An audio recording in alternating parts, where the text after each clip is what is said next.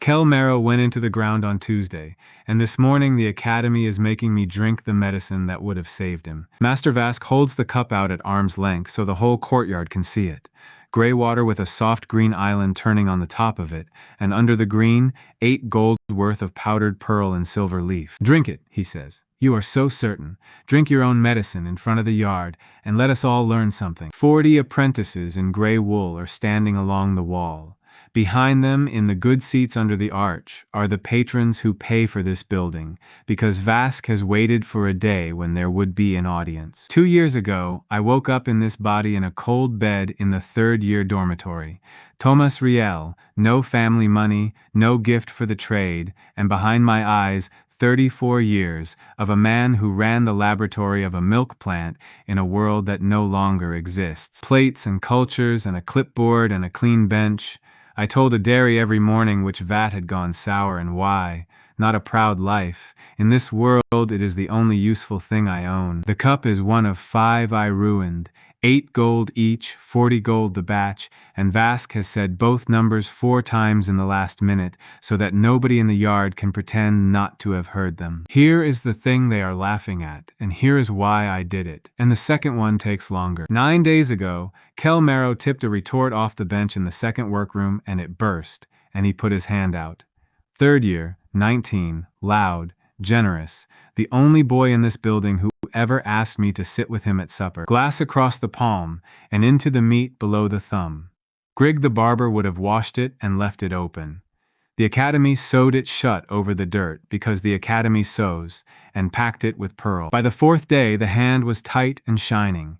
By the 6th there was a red line running past his wrist, and the smell over the bed had gone sweet, and sweet is the smell that starts a countdown. I had a crock in the store cellar. Bread mold on wet rye in the dark, and I had been feeding it since the spring, and on the day Kel cut his hand it was 6 days old and it wanted 11. I went to Vask on the 6th day and asked for the boy. 2 spoons a day out of a crock that was 2 days short, on a hand that was already lost, with the whole college free to watch what happened. He told me that the college does not treat its students with garbage. He was not cruel about it. He was patient and reasonable, and he explained that a physician who guesses is worse than a disease that kills. Then he went down to the store cellar himself with the under-steward and found my crock behind the broken flour sack and poured it out into the drain, because mold in the store cellar spoils the flour, and the flour costs money. Kel died on the 9th day with 4 physicians of the gilded vial in the room and 14 gold of pearl and silver in him. His arm was black to the shoulder by the end, and he did not know anybody for the last day and a half. They buried him Tuesday. His mother came up from Aldbridge on the carrier's cart, and she thanked the college for its care. Standing in the yard I am standing in now, and Vask held her hands in both of his while she did it. So on Tuesday night, I went down to the workroom and seeded 5 jars of the bright mending, with a fingertip of what I had left in the corner of the drain. Not an experiment. A proof. 5 jars, 5 wounds, and I meant to put them on 5 men in the docker's parish and bring the count back up this hill and make them read it. The under-steward found the fuzz on the 3rd day, because green on top of pearl is not subtle, and here we are. Vask is still holding the cup out. His hand does not shake. He has been a small, quiet man with clean sleeves for as long as I have known him, and he has never once raised his voice. He says it again. Drink. I take the cup and I drink the whole of it in front of 40 boys and 7 patrons, and it tastes of cellar and old bread, and it is the least dangerous thing anyone in this courtyard has swallowed today. Then everybody waits. I had not planned for that. Nobody laughs at first. They wait to see whether the rot boy will fall down, and for about 10 breaths there is real silence, and one of the patrons has come forward 2 steps, and nothing happens. I stand there and hand the cup back, and nothing at all happens to me.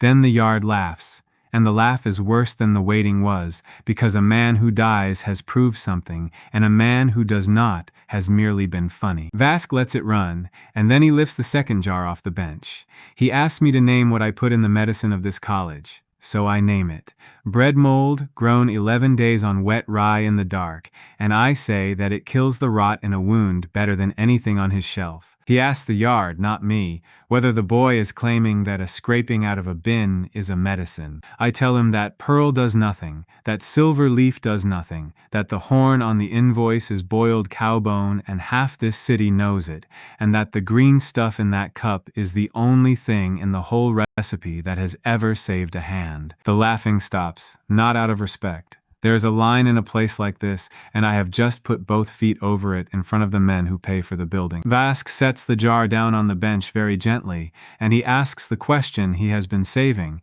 and I can see that he is enjoying himself in a slow and expensive way. He asks whether I am telling this college that Kelmero died because a master of alchemy emptied a pot of bin scrapings into a drain. Yes, I tell him. That is the whole of it. 9 days from a cut palm to a black shoulder, and there was a thing sitting in a crock in his own cellar, and he poured it out to save the flower. The courtyard is completely silent for about 4 heartbeats.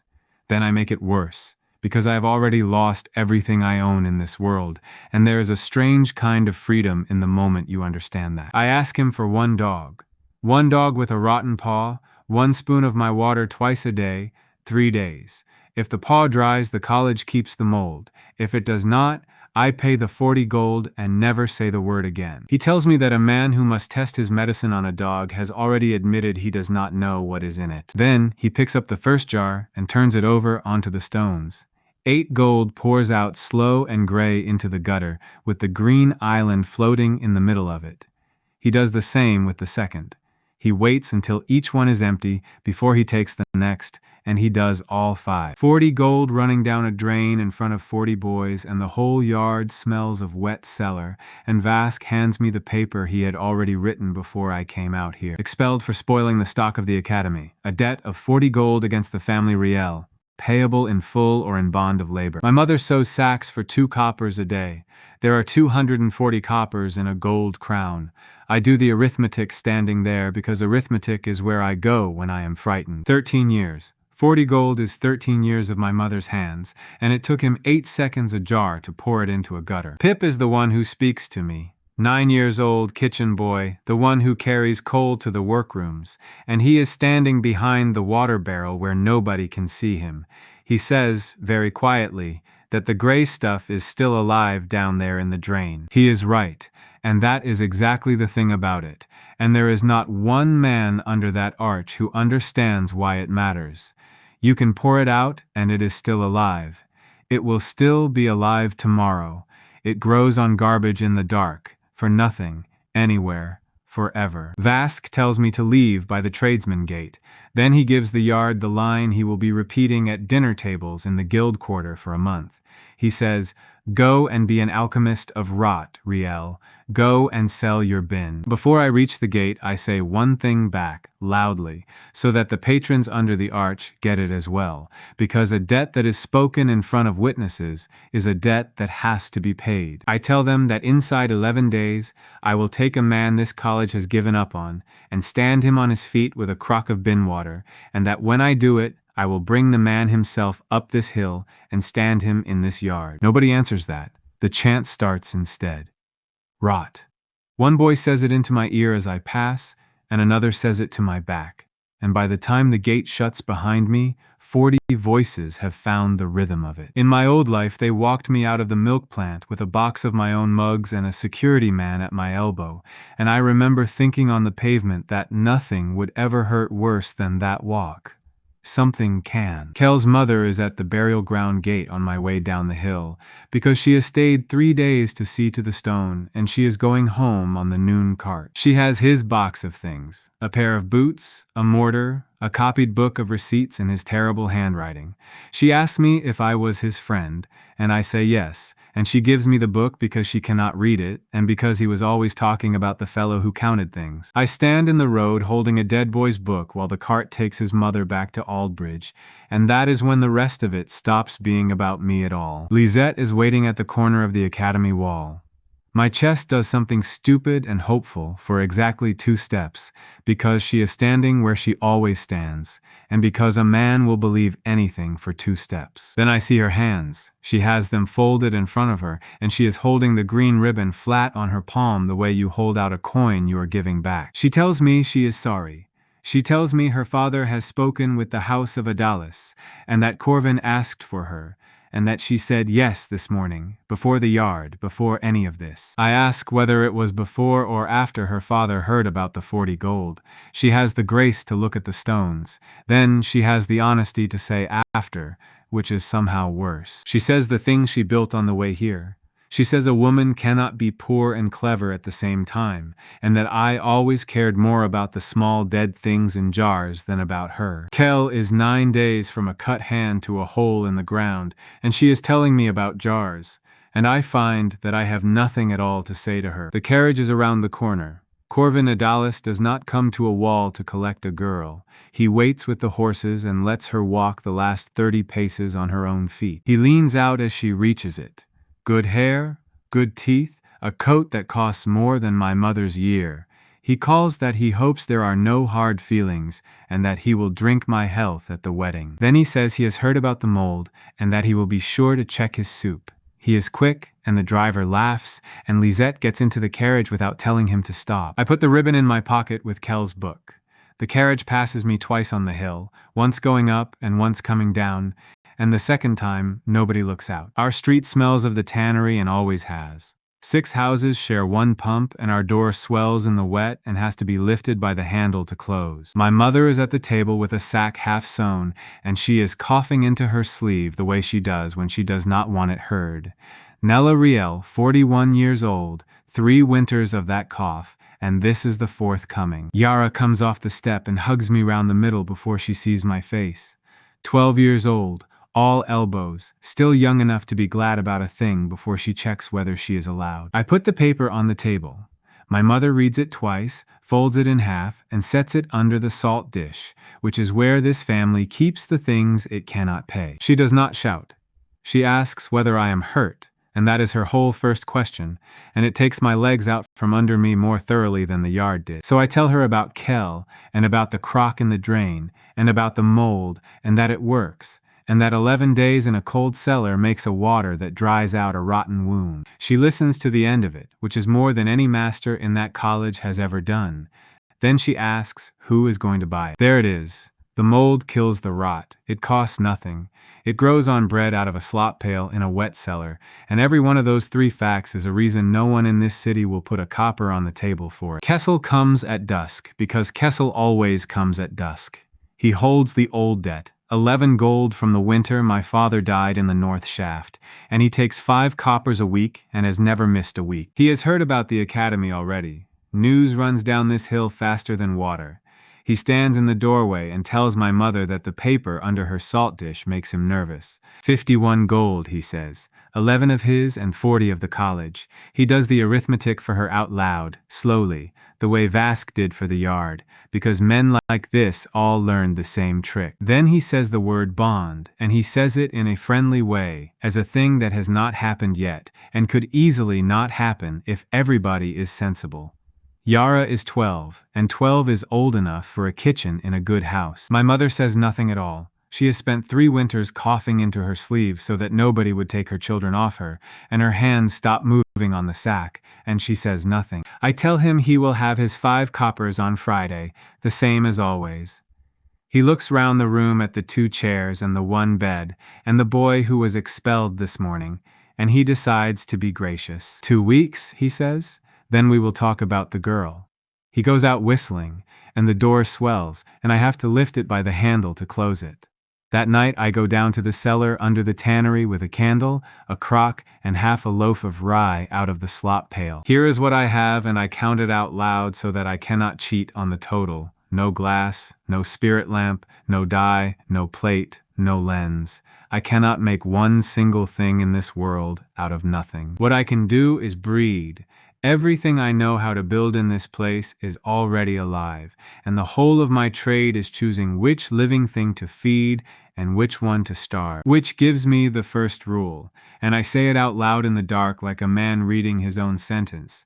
Nothing I make is fast. 11 days on wet bread in the cold. 11 days before there is 1 spoonful and not 1 hour less, whoever is dying upstairs. Kel had 9. Second rule. It is alive, so it dies. Let the crock dry, and I have nothing. Let the cellar warm, and the wrong things eat it.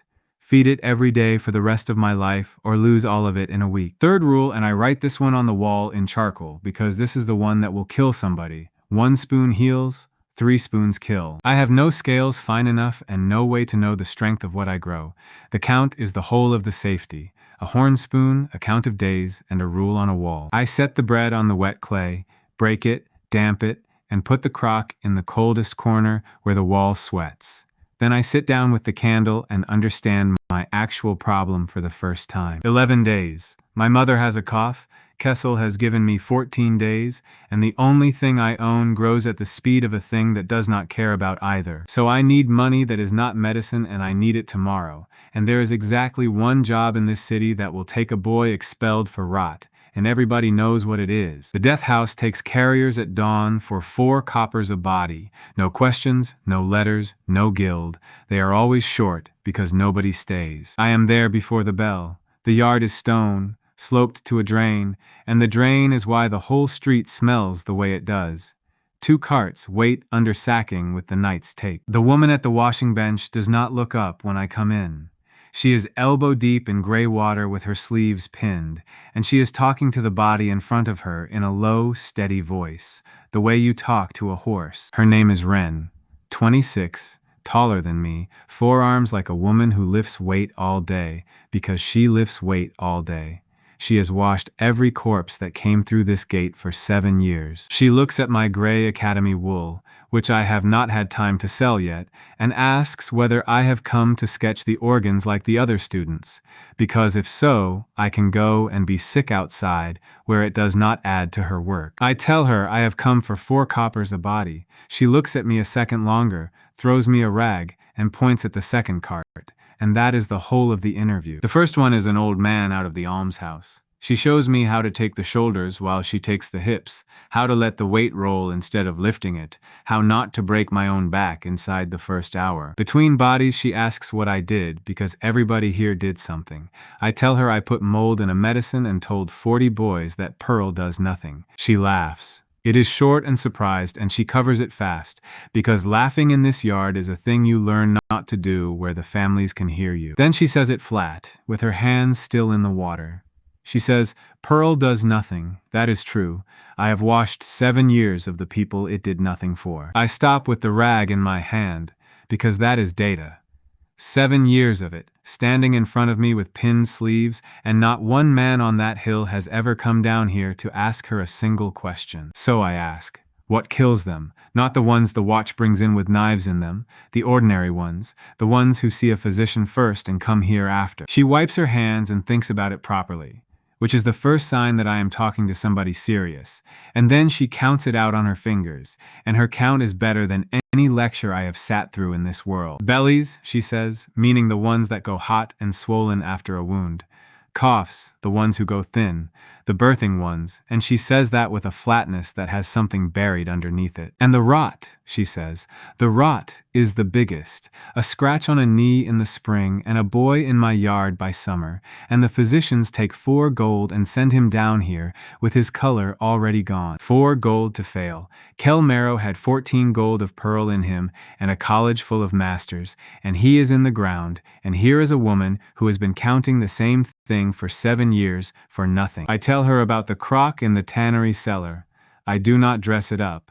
Bread mold in the dark, 11 days, and where I come from, it dried the rot out of a hand in 3 days. She does not laugh this time. She asks the same question my mother asked, which is, who will buy it? Nobody, I say. Not yet. First, it has to save somebody in front of people who will talk, and I have 11 days, and I have already promised a courtyard that I would do it in 11. Wren goes back to the bench and works for a while without speaking, and I think I have lost her. Then she says, without turning round, that there is a man on the docks with an arm. Bart's soul. Hook wound across the forearm 9 days ago. She saw his wife at the pump 2 mornings back, and the wife said the arm has gone dark from the wrist to the elbow and smells sweet. 9 days? The same 9 days that took Kel from a cut palm to a hole in the ground, and I am standing in a stone yard with a rag in my hand, hearing it happen again. The physician has already been, she says. 4 gold he took, and he says the arm comes off tomorrow at noon, and Bart says he would rather die whole, because a docker with 1 arm is a beggar with a story. I count days in my head. The crock in the tannery went in last night. 11 days from last night is 11 days from last night, and no arithmetic in either of my lives will move that by an hour. Then I remember the other crock, the one I started in the store cellar the morning after Vask emptied the first one, behind the same broken flour sack, in the same dark, because a man who has just watched his friend die does not stop growing the thing that would have saved him. 9 days old, 2 days short, sitting in a locked cellar behind a gate I was thrown out of yesterday morning, in a building where 40 boys have just learned a new name for me. Wren watches me work it out on my face. She dries her hands on her apron, slowly, and asks what time the academy locks its coal door. The academy locks its coal door at the 9th bell, and the porter drinks until the 11th. Every apprentice in that building knows it. It is the first thing you learn and the last thing you forget. Pip is waiting inside the coal chute at midnight because Pip has been waiting all day for somebody to need him. 9 years old and already better at this than I am. He tells me the yard is talking about nothing else. He tells me Vask has told the story at 2 dinners already. He tells me my new name has reached the kitchens, and then he says it to my face, carefully, to see whether it is allowed. Rot, he says. Then he says he does not think it is a bad name because rot is the only thing in the whole academy that ever does anything without being paid. The store cellar smells the way it always did, cold stone and old flour and the sour breath of the crocks. Mine is on the 3rd shelf behind a broken sack, where it has sat for 9 days without anybody noticing it. Gray-green, thick, healthy, 9 days old, and it should be 11. I lift it out and hold it against my chest inside my coat, and I understand that I am about to give a man a medicine 2 days short and call it a cure. The porter is not as drunk as advertised. He comes through with a lantern while I am halfway up the chute, and I have to leave my gray academy coat hanging on the hook to keep the crock from swinging. Which means by breakfast Vask will know a riel came back for something. Let him. He poured 5 jars into a gutter and never once asked where the 6th was growing. The Soul House is 1 room over a rope loft with a ladder instead of stairs. You can smell the arm from the bottom of the ladder, and it is sweet, and sweet is worse than any stink this city makes. Bart Sull is 40, built like a bollard, and he is gray, not pale, gray, with red running up the inside of his arm past the elbow, and the wife Milla sitting beside him holding his good hand with both of hers. Milla looks at me and sees a boy of 20 with no letters and no bag, and she asks Wren, not me, whether this is a joke somebody is playing on a dying man. Wren says that she has carried 400 bodies out of this parish and never once brought anybody a joke. Milla lets us in. I put the crock on the floor, and I do the thing I should have done in the academy yard, which is start with the truth. I tell them what it is. Bread mold, grown in the dark on rye, 9 days when it wants 11. I tell them I have seen this dry out a wound like his in 3 days. I do not tell them where. Another world is not a thing you say in a rope loft at 1 in the morning. Then I tell them the rule, and I make them both say it back to me. 1 horn spoon at dawn, 1 at dusk. Nothing between and nothing extra. And if anyone thinks that more will help faster, this man dies. Milla asks why, so I explain the only way anybody here can hold it. I say a small fire under a pot cooks the meat. A big fire burns the house down. The fire does not know the difference. You do. Bart wants to know the price. He is gray to the lips, and he still wants to know the price, because a docker who takes charity is a docker who owes, and he has been poor long enough to fear that more than dying. Nothing today, I tell him. If the arm is still on your body in 4 days, you tell people where you got the water. That is the whole price. He almost laughs. It comes out as a cough. Then he holds out the arm, and Milla lifts the lamp, and I look at the thing properly for the first time. It is bad. The hook took him across the meat of the forearm 9 days ago. The edges have gone black at the top, and the swelling has closed the elbow. The heat comes off it from a hand away. I take the charcoal out of my pocket and draw a line on his skin where the red stops, up near the inside of the elbow. Then I write the day beside it. Then I do the same on the other side of the arm. Milla asks what the marks are for. Measurement, I tell her. Tomorrow the red is either above the line or below it, and neither of us gets to argue about which. That is the whole of my medicine on the first night. A crock of gray water, a horn spoon, and 2 charcoal lines on a dying man's arm. The physician's man comes at noon the next day with the saw and 2 boys to hold. I am there because I have nothing else to do with my hands until dusk. He is a vile man, clean apron, brass badge on the chest, and he is genuinely offended, not at the mold, at me, at the fact of me, sitting on the floor of a rope loft with a crock between my knees. Milla tells him the arm stays. He tells her the 4 gold is spent whatever she chooses, and she says she knows, and she says it in the flat voice of a woman who has just decided to be poor for the rest of her life on a guess. Ren walks him to the ladder. She is a head taller than he is, and she does it very politely, and he goes down it faster than his dignity wanted. Day 1. Dusk. The red is above my charcoal line by the width of 2 fingers. Bart is asleep, and his breath is quick and shallow, and Milla will not look at me. I sit with that for an hour, 9 days instead of 11. 2 days of growth missing out of a crock, and a man's arm on the other side of the arithmetic. I do not increase the dose. That is the whole night. I sit in the dark with the crock in my lap, wanting to give him 2 spoons instead of 1, and I do not, because the rule on my cellar wall is the only thing in this world that belongs to me. Day 2. Dawn. The red has not moved, not down, not up. It sits on my charcoal line like a tide at the turn. Milla sees it before I say anything. She puts her thumb next to the mark and she starts to cry without any noise at all, which is a thing I have only ever seen poor women do. Day 2. Dusk. The smell changes. That is the one I have been waiting for, and I have to sit on my hands not to shout about it. The sweet goes out of it, and what is left is ordinary sour wound. Day 3. Dawn. The red is a finger below my line, and his skin is wet. The fever broke sometime in the night, and he sweated through the mattress, and Milla has not slept because she has been changing the cloth. Day 3. Noon. Bart Sowell eats half a bowl of fish stew sitting up, and calls his wife a name that makes her hit him with the cloth, and I stand at the top of the ladder and hold on to the frame with both hands. By dusk there are 15 people in the rope loft, and 9 of them are dockers. They come up the ladder in 1s and 2s to look at an arm, which is not a thing that happens in this parish or any other. The hook man from the North Wharf pushes his sleeve up and shows me a scratch across the back of his hand and asks if I can do that. His mate shows me a boil. Somebody's uncle has had a leg since spring. That is the hour I stop being a boy who was expelled and start being a business with no stock, no premises, no license, and a queue. On the 11th day, I take Bart Sowell up the hill. He comes in his good shirt because Milla will not let him out of the house in anything else, and he walks the whole way arguing that this is beneath a working man, and he is enjoying himself more than he has enjoyed anything in a year. Ren comes. Grigg comes in his apron because he wants to see the college.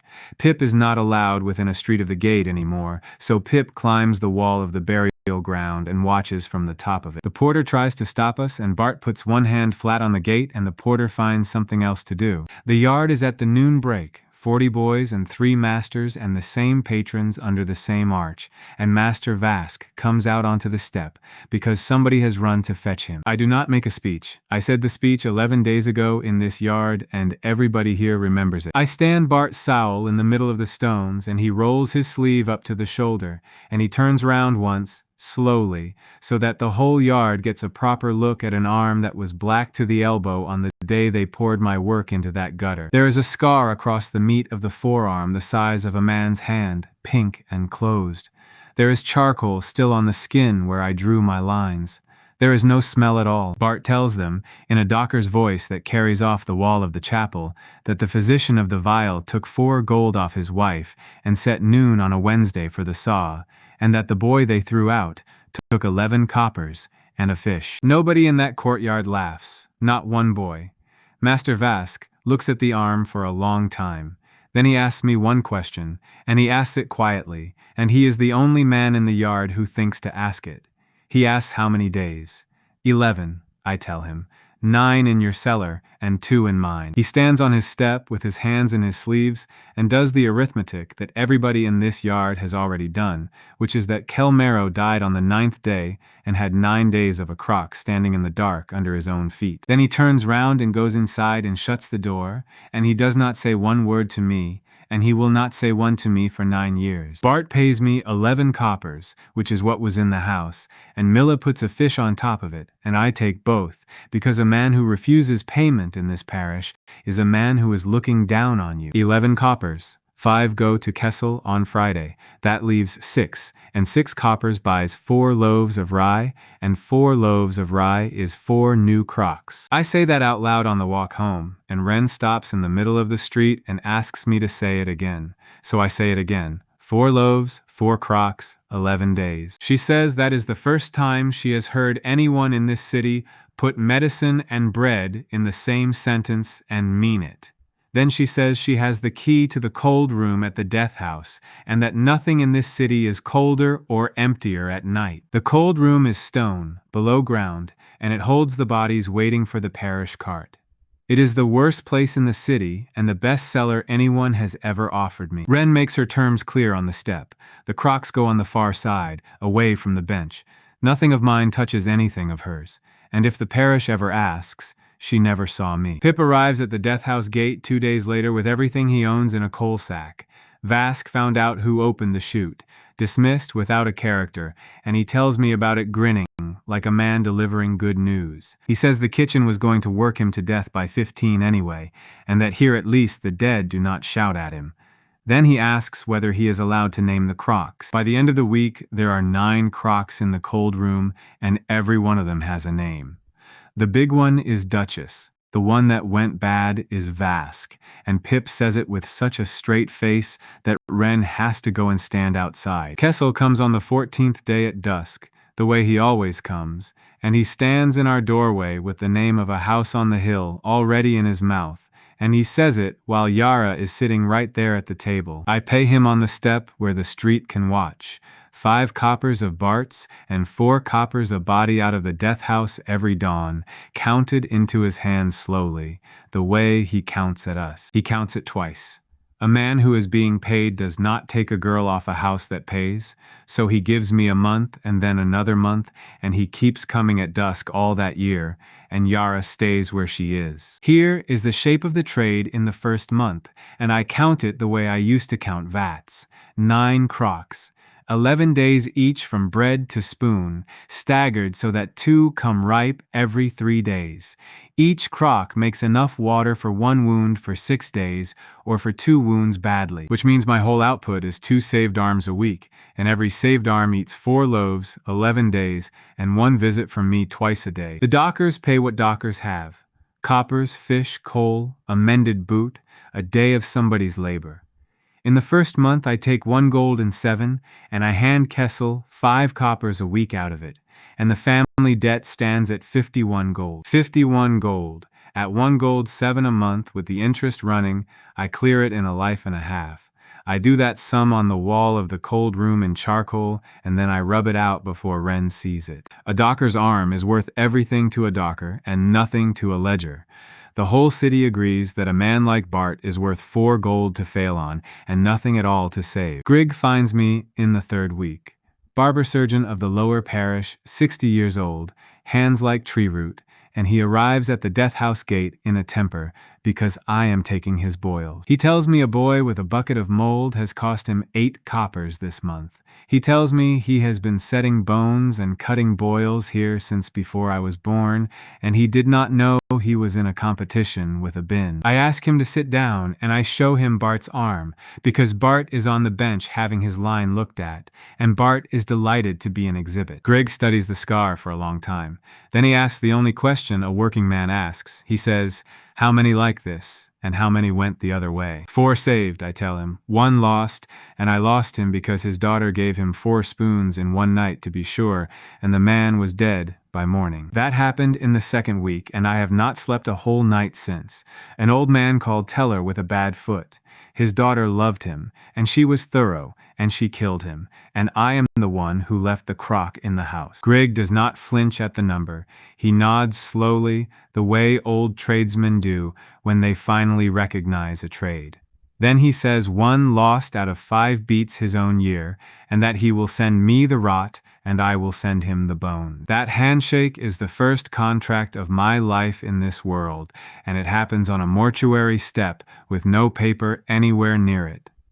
The gilded vial arrives in the 5th week, in a carriage, in the rain, on the docks, which tells me exactly how much I have annoyed somebody. Master Ilber of the vial has a brass badge, a fur collar, and a clerk with a book. He does not come to see me. He comes to read at me in the street in front of the queue outside the rope loft. He reads the charter. Any hand that mixes or gives medicine within these walls without the mark of the vial is fined 10 gold for a first offense and bonded for a second. Then he reads the clause that matters, and I know it matters because he slows down for it. No hand save a physician of the vial may touch the body of a burgess, a guildmaster, a knight, or any person of the noble houses. The clerk writes my name in the book. Thomas Riel, of no company, the docks. He asks how to spell Riel, and Ilber tells him to write rot, and the clerk does it, and the whole queue hears. Then Ilber turns to the queue and tells them kindly, as a warning, that the boy with the bucket has already killed a man on Cutter Lane, and does anyone here care to deny it? Nobody denies it. Teller is dead, and I put the crock in his house. I stand in the rain and swallow that in front of 40 people, because there is no answer that is both short and true. The carriage leaves. Bart says a word I will not repeat.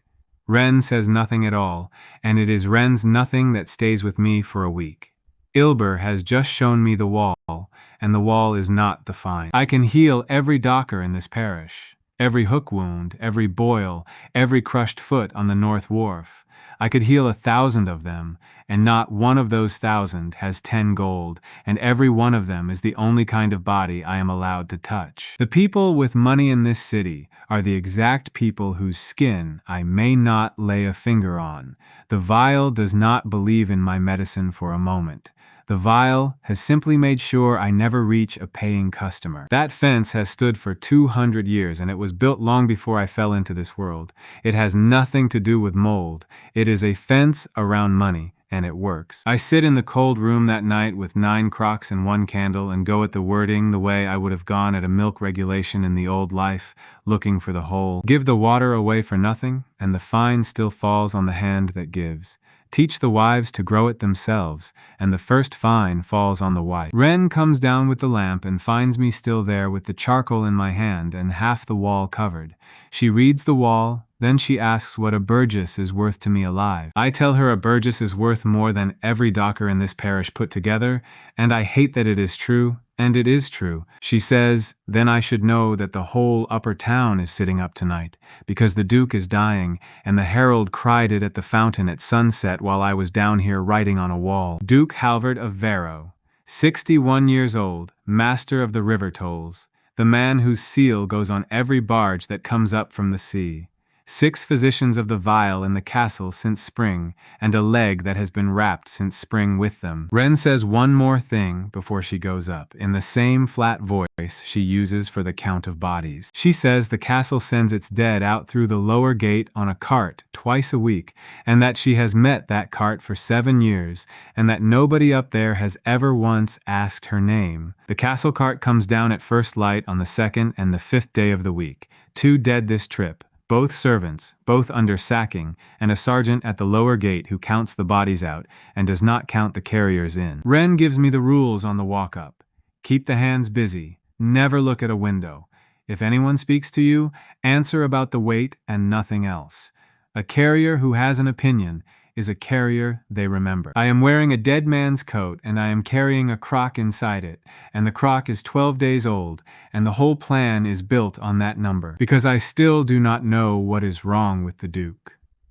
6 vile physicians have been in that room since spring, and I have a mold that answers exactly one question, and if the answer to his leg is a different question, I am walking into a hanging for nothing. The castle death house is a stone shed against the outer wall with a drain in the floor and a bench.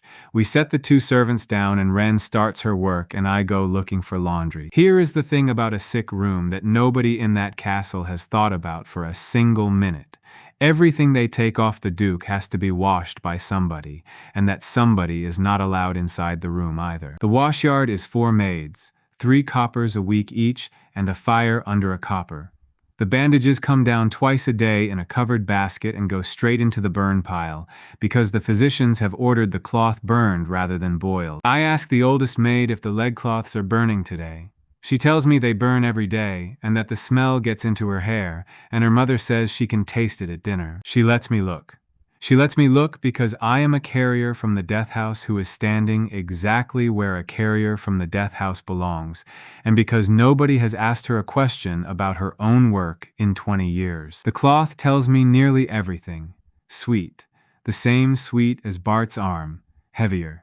Yellow soaking, then a black crust at the center of each pad. Not the black of dead flesh only. There is old poultice in it, gray and grainy, and it stinks of the byre. Dung. They are packing dung and powdered pearl into a rotting leg and burning the evidence twice a day. There is one more thing in the basket, and it stops me flat. A small cloth-stained silver gray, the kind you would use to wipe a mouth. I roll it between my fingers, and the gray does not come off on my skin the way ash does. It slides. Quicksilver, the gilded tincture of youth, 4 gold a phial, the pride of the vial, the thing every noble house in this city buys by the dozen. They are giving it to him for his color. That is when I stop being frightened for myself and start being angry, which is a much better fuel and burns longer. Lady Ilsa Halvard finds me in the washyard with her father's bandage in my hand. 30 years old. Black wool, keys on a ring at her belt, and a face that has not slept properly since spring. She does not shout for the guard. She asks me, quite calmly, whether I know that a hand laid on her father costs a bond of 10 years, and whether the cloth in my fingers counts. I tell her I have not touched her father. Then I tell her what her father's leg looks like, without having seen it, and I do it fast, because I have about 6 words before she calls the yard. I say the wound is above the ankle on the inside, that the edges are black, and the skin around it is tight and shining, that the smell is sweet, and that the black is walking up his shin about a thumb's width every 2 days. She goes very still. Then she says a physician told her yesterday that the leg is mending. I tell her the rest. In 3 days, he will stop wanting food. In 4, he will be talking to people who are not in the room. In 5, he will be quiet. And the quiet is the one that fools everybody, because a quiet man looks like a resting man. Ilsa asks how a body carrier knows this. I tell her the truth, which is that I have carried the end of it 4 times this month, and that the end always arrives in the same order. Then she asks what I would do instead. I tell her, open the wound and cut away everything dead, because dead meat is a larder and the small things are eating in it. Wash with water that has been boiled and cooled, clean linen, boiled, changed twice a day, and burn nothing until I have looked at it. 1 horn spoon of my water at dawn, 1 at dusk for 6 days, no dung, no pearl, and whatever else they are giving him, it stops today, all of it, and I want the phials brought to me unopened. She asks what my water is. Bread mold, I tell her, grown 12 days in a cold cellar under the death house you are standing beside. I have learned by now to say it fast and let it land. Ilsa Halvard looks at me for a long moment. Then she says it the way a person says a thing they have been holding at a closed door since spring. She says, the physicians have had 140 days. The room is worse than the bandages. 6 of them, the shutters closed, a brazier going in high summer, and the air so thick with burnt herb that my eyes water at the threshold. Duke Halvard is a big frame with a small man inside it. Gray face, sunk eyes, and the leg out on a bolster under a plaster the color of a stable floor. The senior of them is Master Ilber, my friend from the docks, and he recognizes me from the doorway. He says 1 word to Ilsa. rot. He tells her that the boy at her shoulder has killed a man on Cutter Lane, that he has no letters, no mark, no company, and that the charter of the city forbids his hand on this body. He is completely correct. That is the trouble with Ilber. Every word he says is true, and the whole of it is a lie. Ilsa asks him one question in front of the room. She asks him what her father will look like on the 5th day from now. Ilber says the Duke is mending. She turns to me. I say what I said in the washyard, in the same order, and I add one thing. I tell her that when the black reaches the knee, nothing anybody does will matter, mold or knife or prayer, and that it is 4 fingers below the knee now. Then Ilsa Halvard does the bravest thing I have watched anyone do in this world.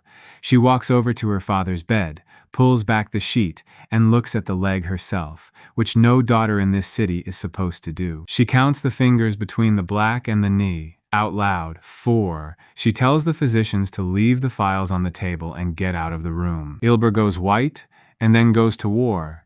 He tells her the vial will strike this house from its register. He tells her that no physician will attend the family Halvard again for a generation. He tells her that if the Duke dies, the boy hangs and the daughter answers for it, and that everybody in this castle will remember who opened the door. Ilsa says yes to all of it. Then she holds the door for him herself. I have Grig at the lower gate within the hour, because I am not a surgeon, and I have never pretended to be. 60 years old, tree root hands, and he comes up the hill in his apron with his roll of knives under his arm like a man going to a wedding. He stands over the Duke's leg and does not say anything for a long time. Then he tells me he has cut this leg 60 times in his life, and it has never once been on a man with a castle. The rules I give him are the only thing I truly know. Boil the knives, boil the linen, wash the hands in water that has boiled and cooled before and after, every single time, even when it makes no sense to you. Grig asks why. I tell him the truth, that there are small things in the world too small to see, that they live on hands and cloth and knives, and that they are what eats the leg. He does not laugh. He looks at his own hands for a while, turning them over.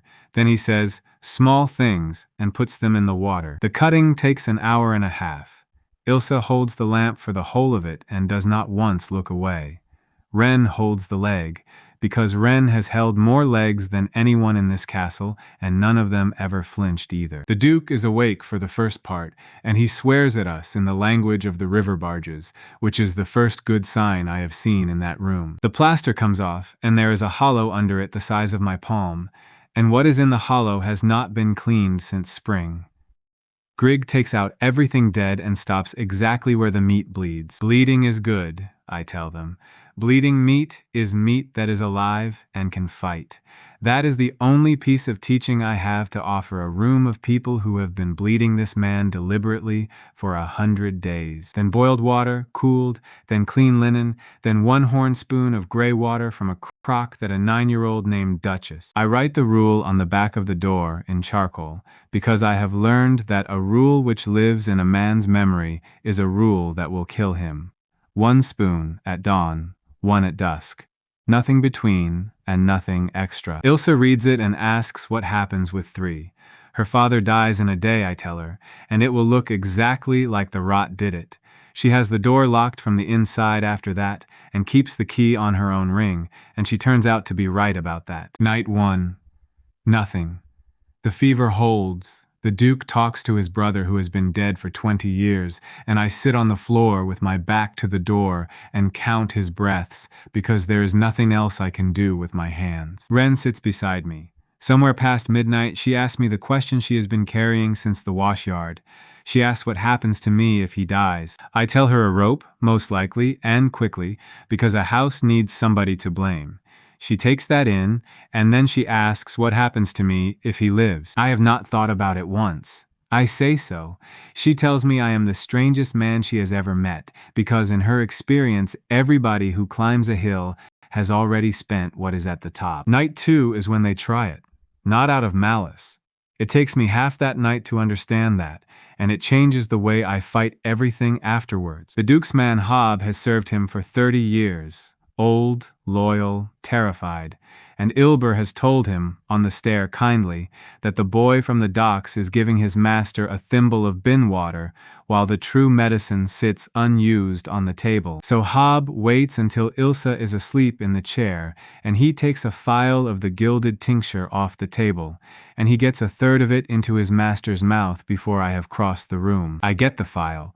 Hob sits down on the floor and puts his hands over his face and says he was making sure, and there it is again, the exact words the daughter on Cutter Lane used over her father's body. I hold the phial up to the candle.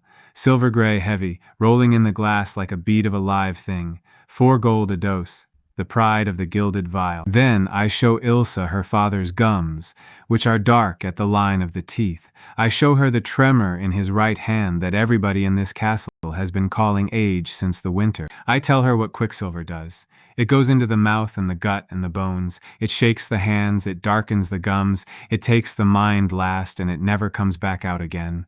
I tell her that her father has been buying it by the dozen since he was 50 for his color, because every noble house in this city buys it for their color, and that the vial has been selling this house its own tremor at 4 gold a phial for 20 years. Ilsa does not shout.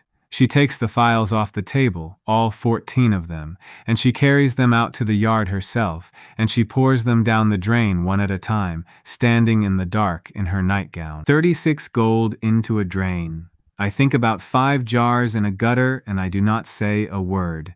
Night 3. Gray light, the 4th hour, and the Duke's forehead goes wet under my hand. I have been waiting for that all night, the way you wait for a door to open.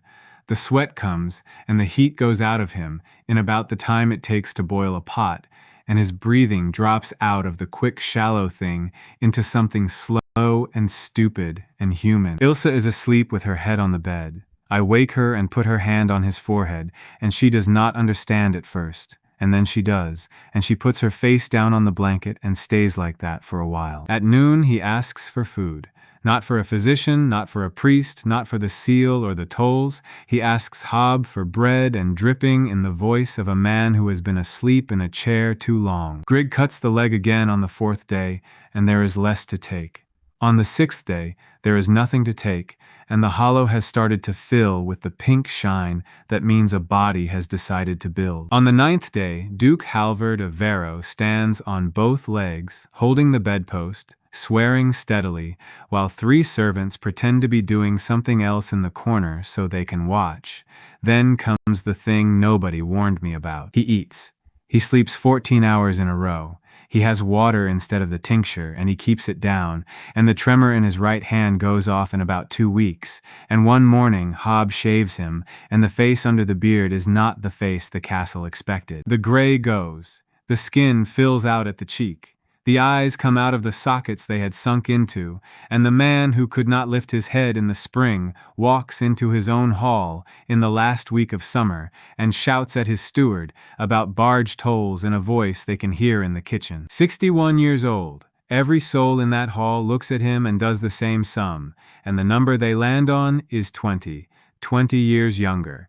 That is what the kitchen says by noon, and the wash yard by dusk, and by the 2nd day it is at the fountain and the market and the guild quarter. The water of youth, that is what they name it. Not the mold water, not the rot water. The water of youth, out of the death house, given by the boy the academy threw out. Here is the truth, and I say it to exactly 2 people, both of whom already know.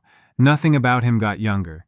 He simply stopped rotting. For 140 days that leg was eating him from the ankle up, and it took his food, his sleep, his blood, and his color, and while it ate him they poured quicksilver in the top to keep him bright. Take the eating away and give the man dinner and 14 hours of sleep, and what walks into the hall is not a miracle.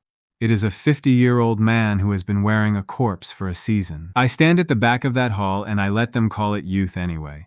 I want to be honest about why, because it is the least clean thing I have done in this world so far. I let them call it youth because youth sells and rot does not, and because I have 51 gold hanging over my mother's head and 11 days of growing time between me and every customer I will ever have. Ilsa asks me what I want. Her father has offered a horse, a place at the table, 100 gold and a name at court, and he has offered it loudly in front of the whole hall. I ask for 3 things, and I have them written down, because I have learned this much.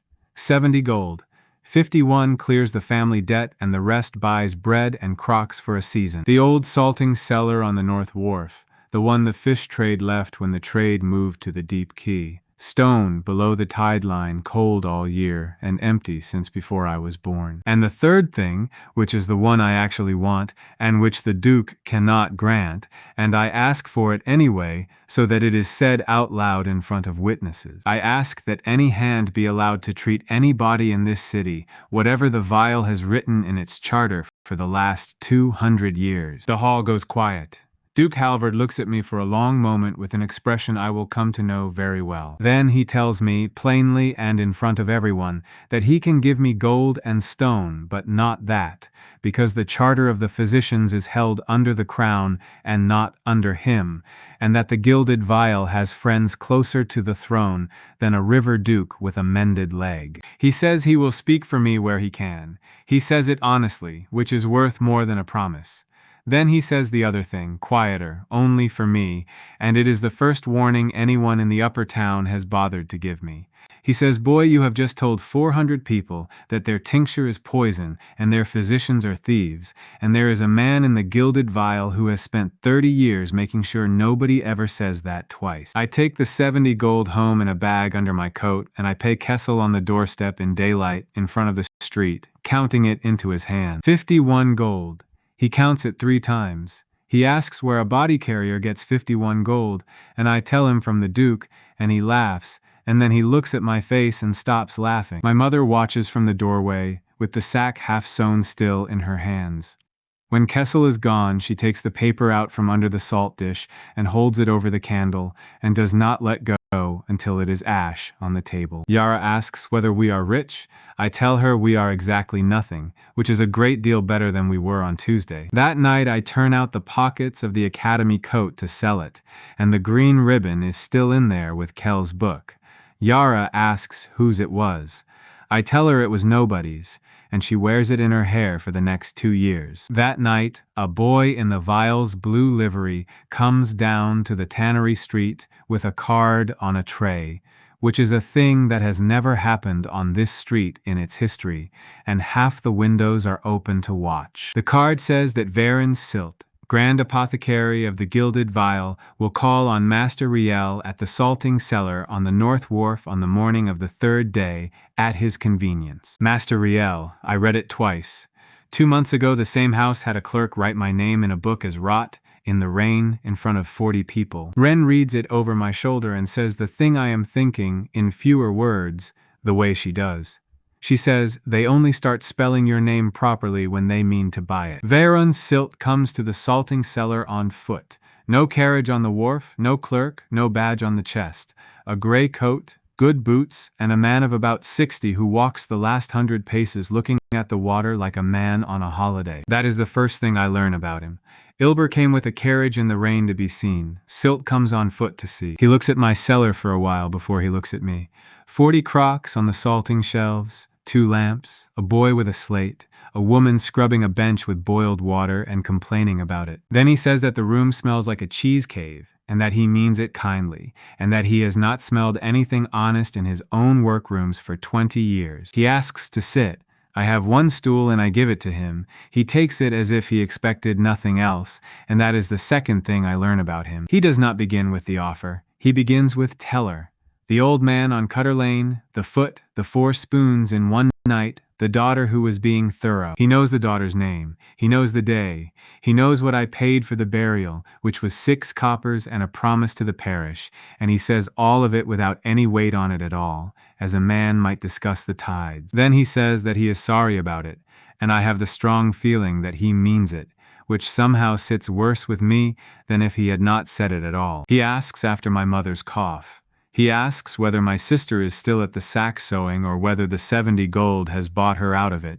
He asks it kindly. Everything this man says is kind, and every sentence has a hand in my pocket. I tell him he can stop counting my family out loud. I have heard the number. He smiles at that and says, Good, then we can talk like tradesmen. The offer is generous. A bad offer is when a man can refuse easily, and this one takes me 3 tries. A mark of the vial. Full physician, no examination, entered in the register in his own hand. That alone is a thing 30 men in this city have spent 20 years and 400 gold failing to buy. 200 gold a year to me, paid quarterly. A house on the hill for my mother, with a fire in every room, which he mentions second because he is very good at this. And the debt of the family Riel to the academy, all of it, closed by the vial and struck out of the book, which he does not seem to know is already paid, and which tells me the vial's information is 3 days behind, and that Silt is capable of being wrong. In return, the water comes out of the vial, and only out of the vial. His name and mine on the file, his first, and it sells at the vial price, which he names without blinking. 4 gold. 4 gold for a spoonful of grey water grown on a crust of rye in the dark. I ask him the question I already know the answer to. I ask him what happens to the dockers who pay in fish and mended boots and coppers when the water goes to 4 gold. He tells me that a docker with a hook wound has never in the history of this city paid for a physician and never will, and that nothing about that is changed by me or by him or by anyone else. Then he tells me what he actually sells, and he is not ashamed of one word of it. He says, "Young man, I do not sell medicine. I sell hope by weight, and the weight has a price, and the price is the only thing holding this trade together." He explains it the way you would explain a trade to an apprentice, and the horror of it is that most of it is true. A man whose child is dying will spend everything he has. Everything. He will sell the roof, and he will only do it for a thing that costs enough to be worth selling a roof for. Pearl costs, horn costs. The gilded tincture costs 4 gold because it comes from a mine in the north where men die getting it, and a father who has paid 4 gold has bought the one thing the vial actually sells, which is the certainty that he did everything. I ask him whether the tincture works. Silt does not lie to me. That is the moment I understand I am in a real fight. He says, "No," and he says it without a flicker, and he says that in 40 years of practice he has watched it fail more often than it has helped. Then he says that a physician who says that out loud in this city takes away the last thing a dying man's family owns, which is the belief that the money mattered, and he asks me, still kindly, what I intend to put in its place. I tell him I intend to put a thing that costs nothing in its place, and that this is not a problem, and that in 10 years no house in this city will pay 4 gold for silver in a bottle, because they will all have a crock of mold in the cellar behind the door. Varin Silt looks at me with real interest for the first time. Then he tells me I am the most dangerous man he has met in 20 years, and that he says so as a compliment, and that he will be sorry about what happens next. He gets up. He puts his hand flat on the salting shelf for a moment, the way a farmer touches a fence. At the door, he gives me the parting gift, and there is no threat anywhere in it.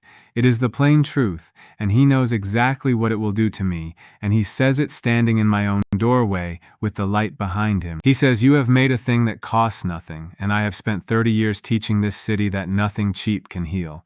He says, "You will find the lesson has been very well taught." Then he goes and walks back down the wharf, past the fish crates in his good boots, and I stand in the door of a stone cellar and feel the floor of my business move under my feet. The cellar is 4 rooms of stone under the old salting floor, and by the end of the month it is the strangest workshop on the river. I count it the way I count everything. 220 crocks on the shelves at the height of it, in 11 rows, each row a different day, so that 20 come ripe every morning and 20 go back to bread. 11 days to grow.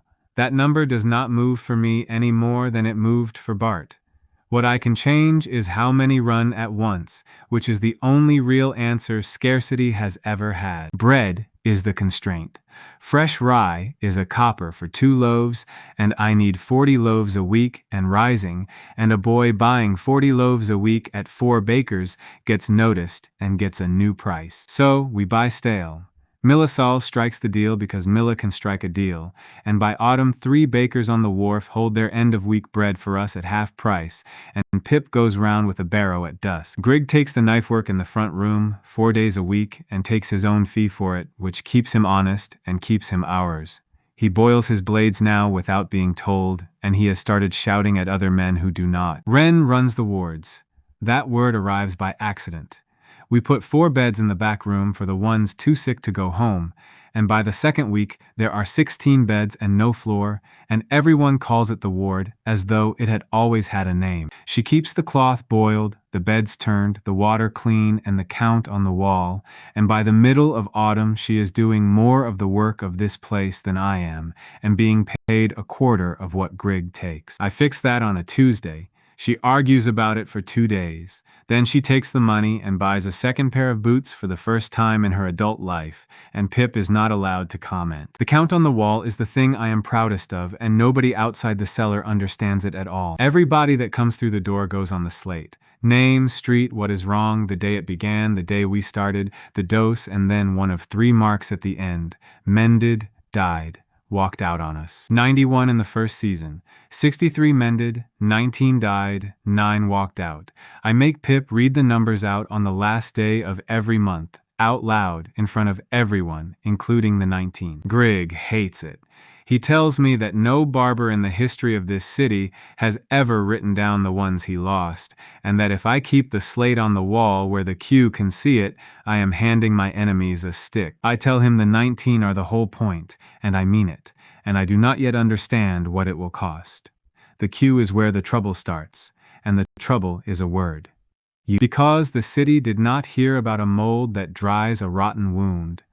The city heard that the Duke of Vero went into the spring, an old, dying man, and came out in autumn 20 years younger, and that the water came out of a cellar by the death house. So the queue on the wharf is not all dockers now. There are chairs in it.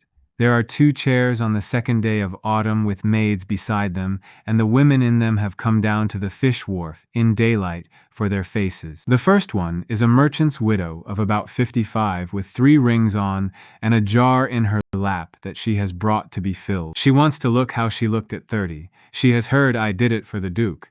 She has 40 gold in the bag on her wrist, and she has brought it with her because she has been told the price will be shameful. I tell her the truth, because I have not yet learned better. I tell her the Duke was rotting, and I stopped the rot, and that nothing I own puts a year back on any face, and that her 40 gold buys her nothing here. She sits with it for a moment. Then she asks, quite reasonably, why the whole city is calling it the water of youth, if it is not the water of youth. I do not have a good answer. I have the answer that I let them call it that.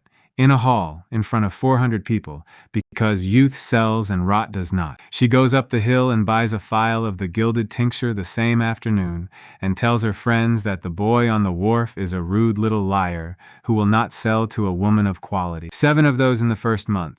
7 bags of gold walking back up the hill, and every one of them takes the story with it. The price is the second half of the same trouble, and it nearly finishes us.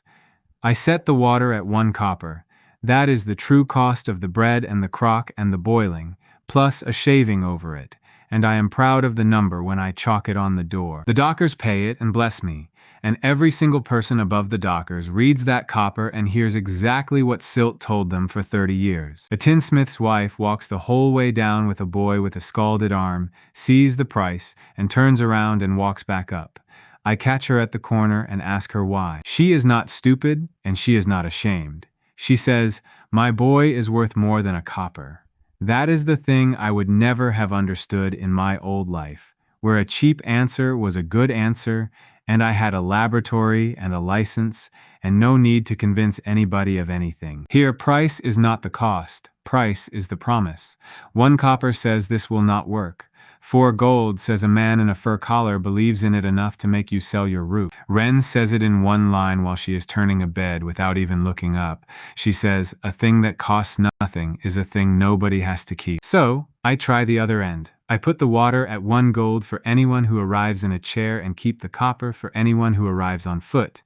And I feel clever for about 6 days. Then a lighterman named Corey comes on foot with his sister in his arms, and she has a belly wound gone bad, and he puts down 2 coppers and I take them, and behind him in the queue is a wool merchant who watched me do it. The wool merchant asks, in front of the whole wharf, why he should pay 1 gold for the same spoon out of the same crock that the boatman just bought for 2 coppers. There is no answer to that.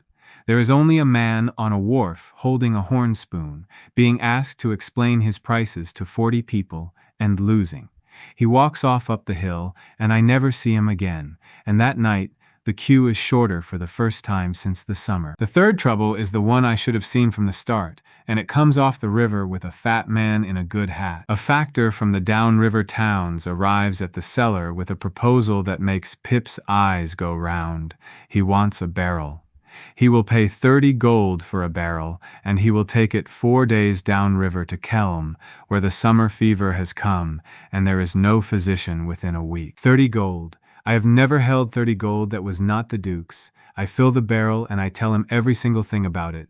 Cold, dark, do not let the sun on it, use it inside 4 days. It is alive, and it dies. He is a riverman. He nods at all of it the way rivermen nod, which means he has already stopped listening because he has moved barrels his whole life, and a barrel is a barrel. 12 days later, the barrel gets to Kelm because the wind died, and then there was a toll queue at the second lock. They give it to 16 people. 4 of them are dead within the week of the fever they already had, and my dead water did nothing at all. The factor comes back up the river to burn my cellar down, and Bart Sowell and 2 hookmen meet him on the wharf, and it does not get that far.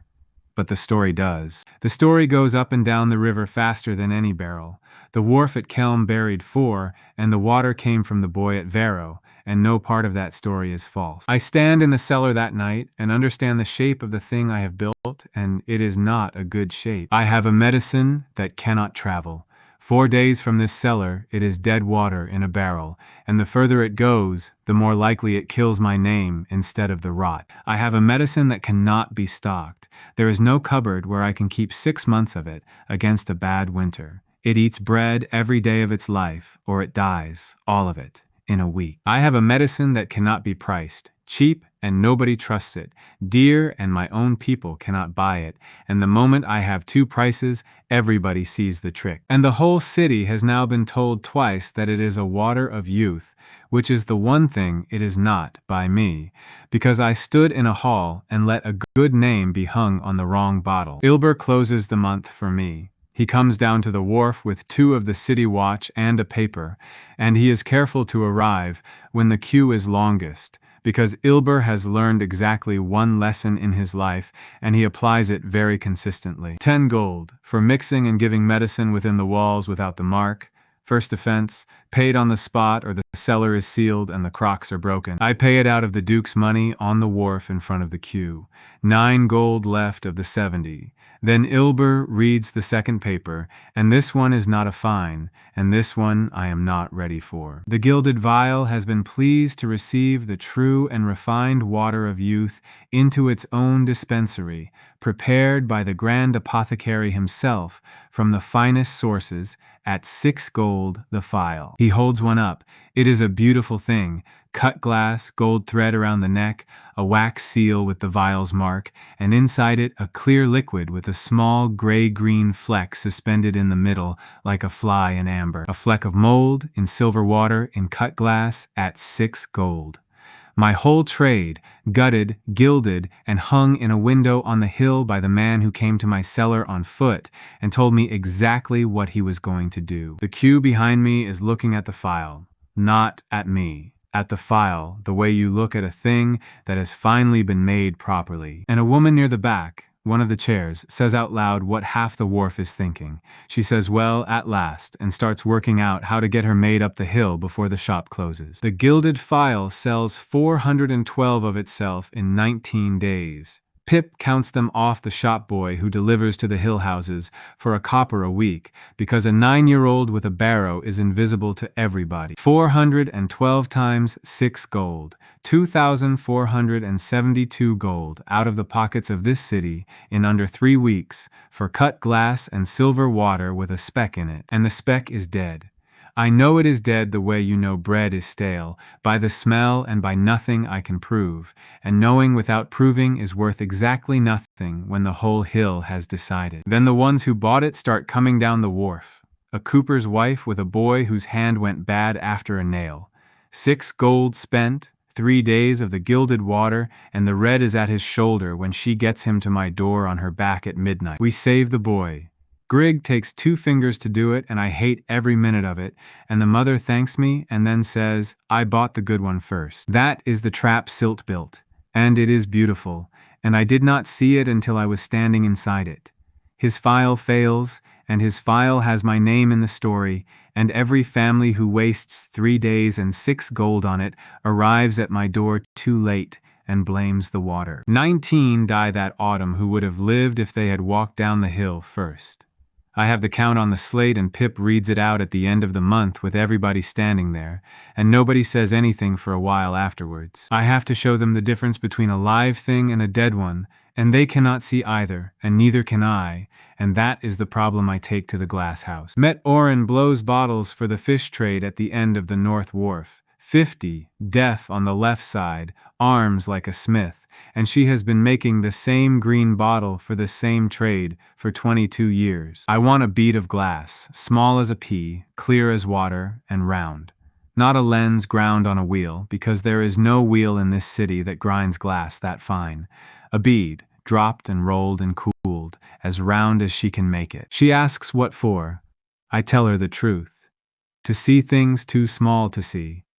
Meta says that sounds like witchcraft, and I say it is a bead of glass, and she says that is precisely what a witch would say. And then she laughs at her own joke for a while and goes to light the furnace. The first bead is full of bubbles, so is the second.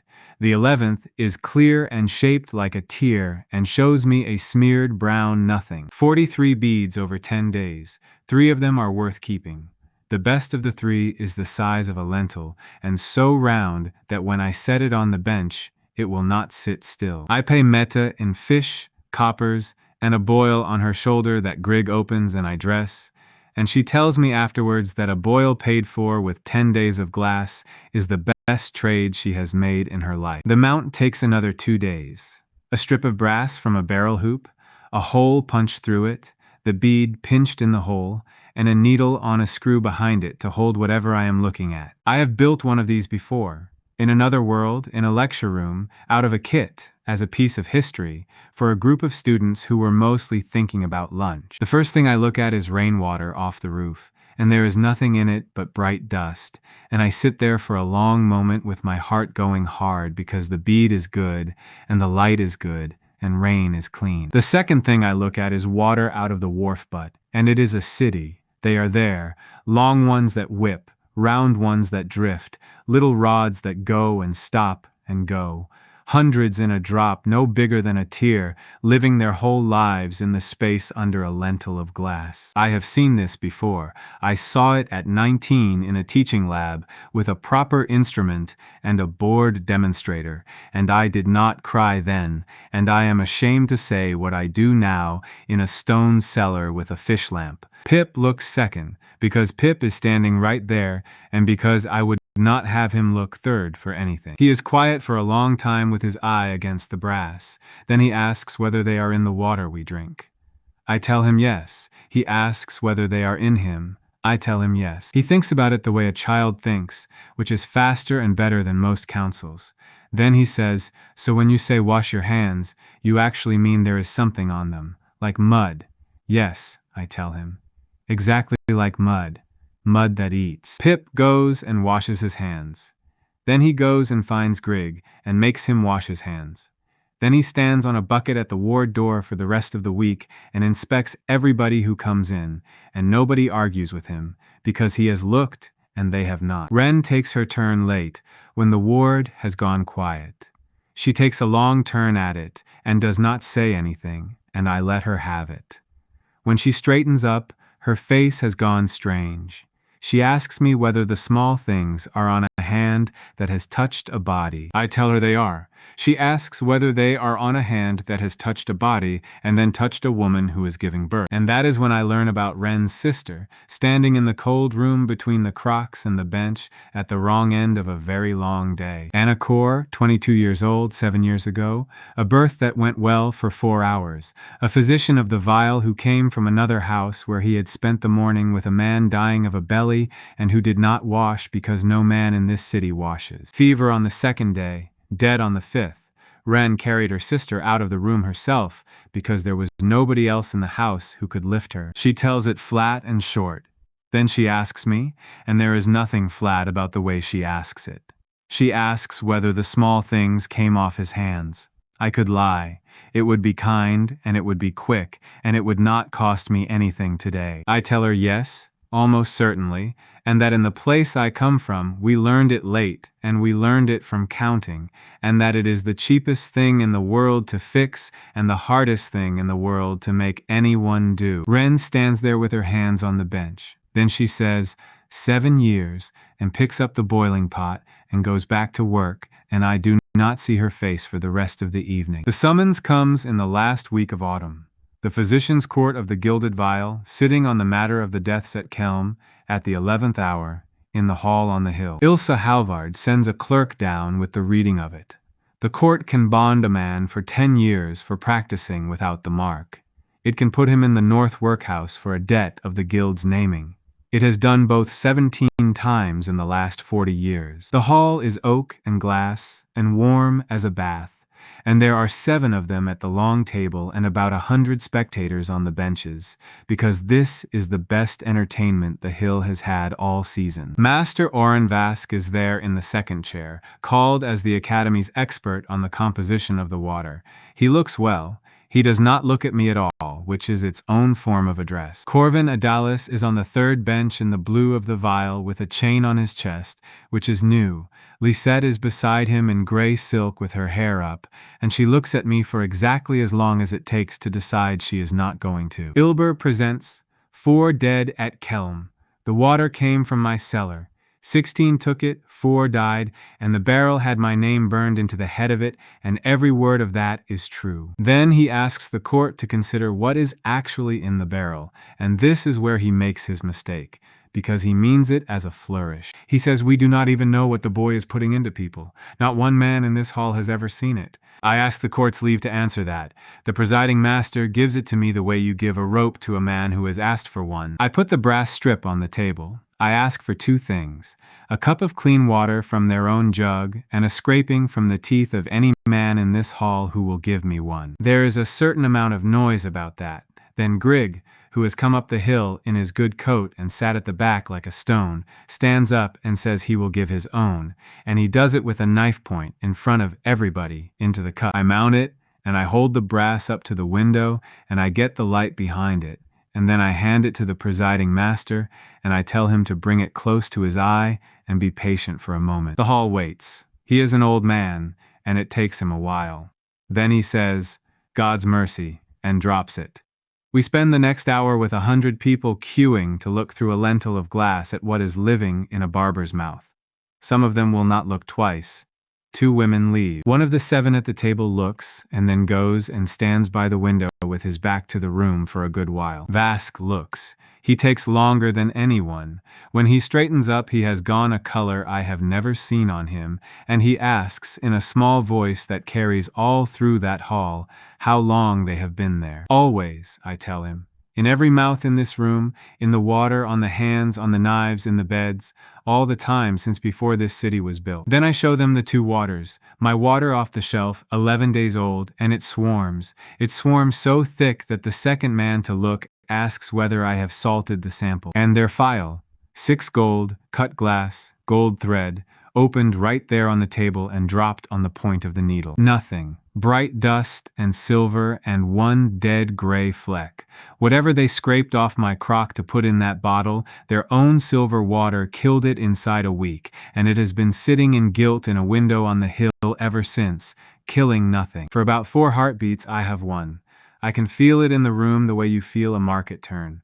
The benches are murmuring, Ilber has stopped talking, and the presiding master is looking at his own hands. Then Varon Silt stands up at the end of the table, where he has been sitting quietly the entire morning, and asks whether he may put 2 questions to the boy. The first question. He asks me whether the animals in Master Grigg's mouth killed Master Grigg. I say no. Grigg is 60 and sitting at the back in a good coat. He says, so the animals are everywhere and most of us live. Then he asks whether I can show the court, today, in this room, with my bead of glass, which of those animals eats a leg, and which of them is simply a lodger. I cannot. Not with a bead of glass and no stains and no plates and no way to grow one kind alone. In my old life, that took another 200 years, and a great many men better than me. I say so, honestly, because the alternative is to be caught, and because the truth is the only thing I have brought up this hill. Silt nods as if I have been very helpful. Then he asks his second question, and he turns to the benches while he asks it, and I understand that the first question was never for the court. He says, "Then let the hall be clear. The boy has shown us that his medicine is full of living vermin, and he cannot tell us what they are, and he pours them into open wounds. The room turns over like a boat. I watch it go. Because they have all just looked. That is the horror of it. 100 people have put their eye to a lentil of glass and seen a swarm, and the only thing they will remember by supper is that the rot boy's water is alive with worms and the gilded phial is clean. Clean. The word goes round the benches while I stand there. Clean is what they have been buying. Clean is what 6 gold looks like when you hold it up to a window. The court fines for the vial in about the time it takes to sharpen a pen. The water of the boy Riel may not be mixed, given, sold, or carried within the walls of the city, on pain of bond. His name is struck from the register of persons permitted to attend the sick. The lens is noted in the record as a curiosity. They fine me 11 gold, and I have 9, and Ilse Halvard pays the difference from the back of the hall without standing up, in a voice that stops the clerk writing for a moment. On the steps outside, Vask catches me. Not the crowd, not Ilber. Vask on his own in the cold with his hands in his sleeves. He does not apologize. He asks whether the small things are in the academy well, because the academy well has been sweet since spring, and 2 of the third-year boys have had the flux. I tell him to boil everything the boys drink for a month and see. He says that boiling the well is not a treatment known to the college. I tell him it is not known to anybody, and that he can be the first, and that it will cost him firewood and nothing else. He stands there a moment. Then he says, in a voice I have never heard him use, that the thing in the glass was the most frightening sight of his life, and he goes back inside to the warm hall and his good chair. Corvin finds me at the bottom of the steps, and Corvin is enjoying himself. He has a chain on his chest now, which means Silt has bought him, which is what money does with a quick young man from a good house who has no particular gift. He tells me the vial has taken him as an assessor of ingredients. Then he tells me, in a friendly way, that he was the one who suggested the fleck. Put a speck of the boy's mold in the phial, he told Silt, and the customers get the story, and the guild gets the 6 gold. He is delighted with himself. He asks whether I am not a little flattered. Lisette is at the carriage, waiting, not coming over. She has been married 3 weeks. There is a bruise of tiredness under her eyes that has nothing to do with me. Corvin follows my look and says cheerfully that she is settling in and that a wife needs an occupation, and that fortunately the house has a great many rooms. Then he goes to her and hands her up into the carriage, and she does not look back, and I stand on the hill in the cold with a lentil of glass in my pocket and my trade band inside the walls of the city I live in. Wren is waiting at the bottom of the hill with the barrow.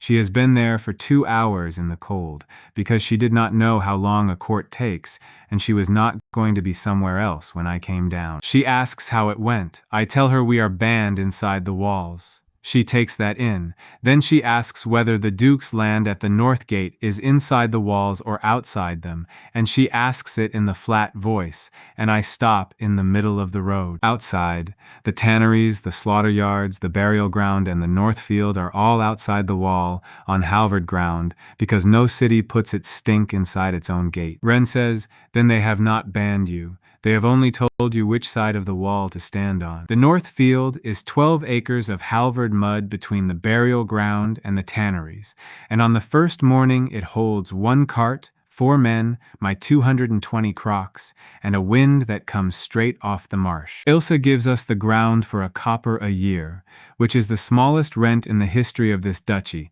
and the biggest thing anyone has ever handed me. She has it written and sealed, because she has learned what a paper is worth in a court. We build with what the tanneries throw away: bark posts, hide sheeting, planks off a broken lighter that Bart's crew carry up from the wharf on their own time. 6 days to the first shed, 19 to the second. By the 4th week there are 3 sheds, a boiling house, a straw store, and a pit for the crocs, and the dockers have started calling the place the Rot Yard. And the name sticks the way the bad ones always do. The city closes the north gate at dusk in the second week, not by law.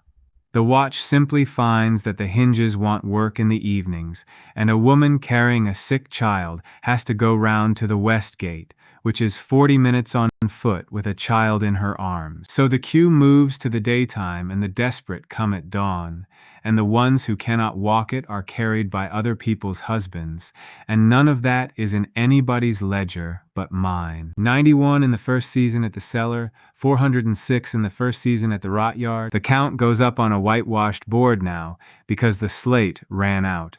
Mended, died, walked out on us.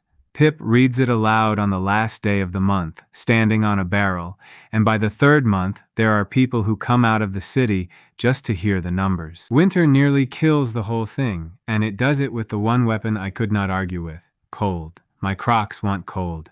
A hard frost is not cold. A hard frost is death, and I learned that on the night of the first freeze when I lose 140 crocs in one dark, quiet, windless hour. 140.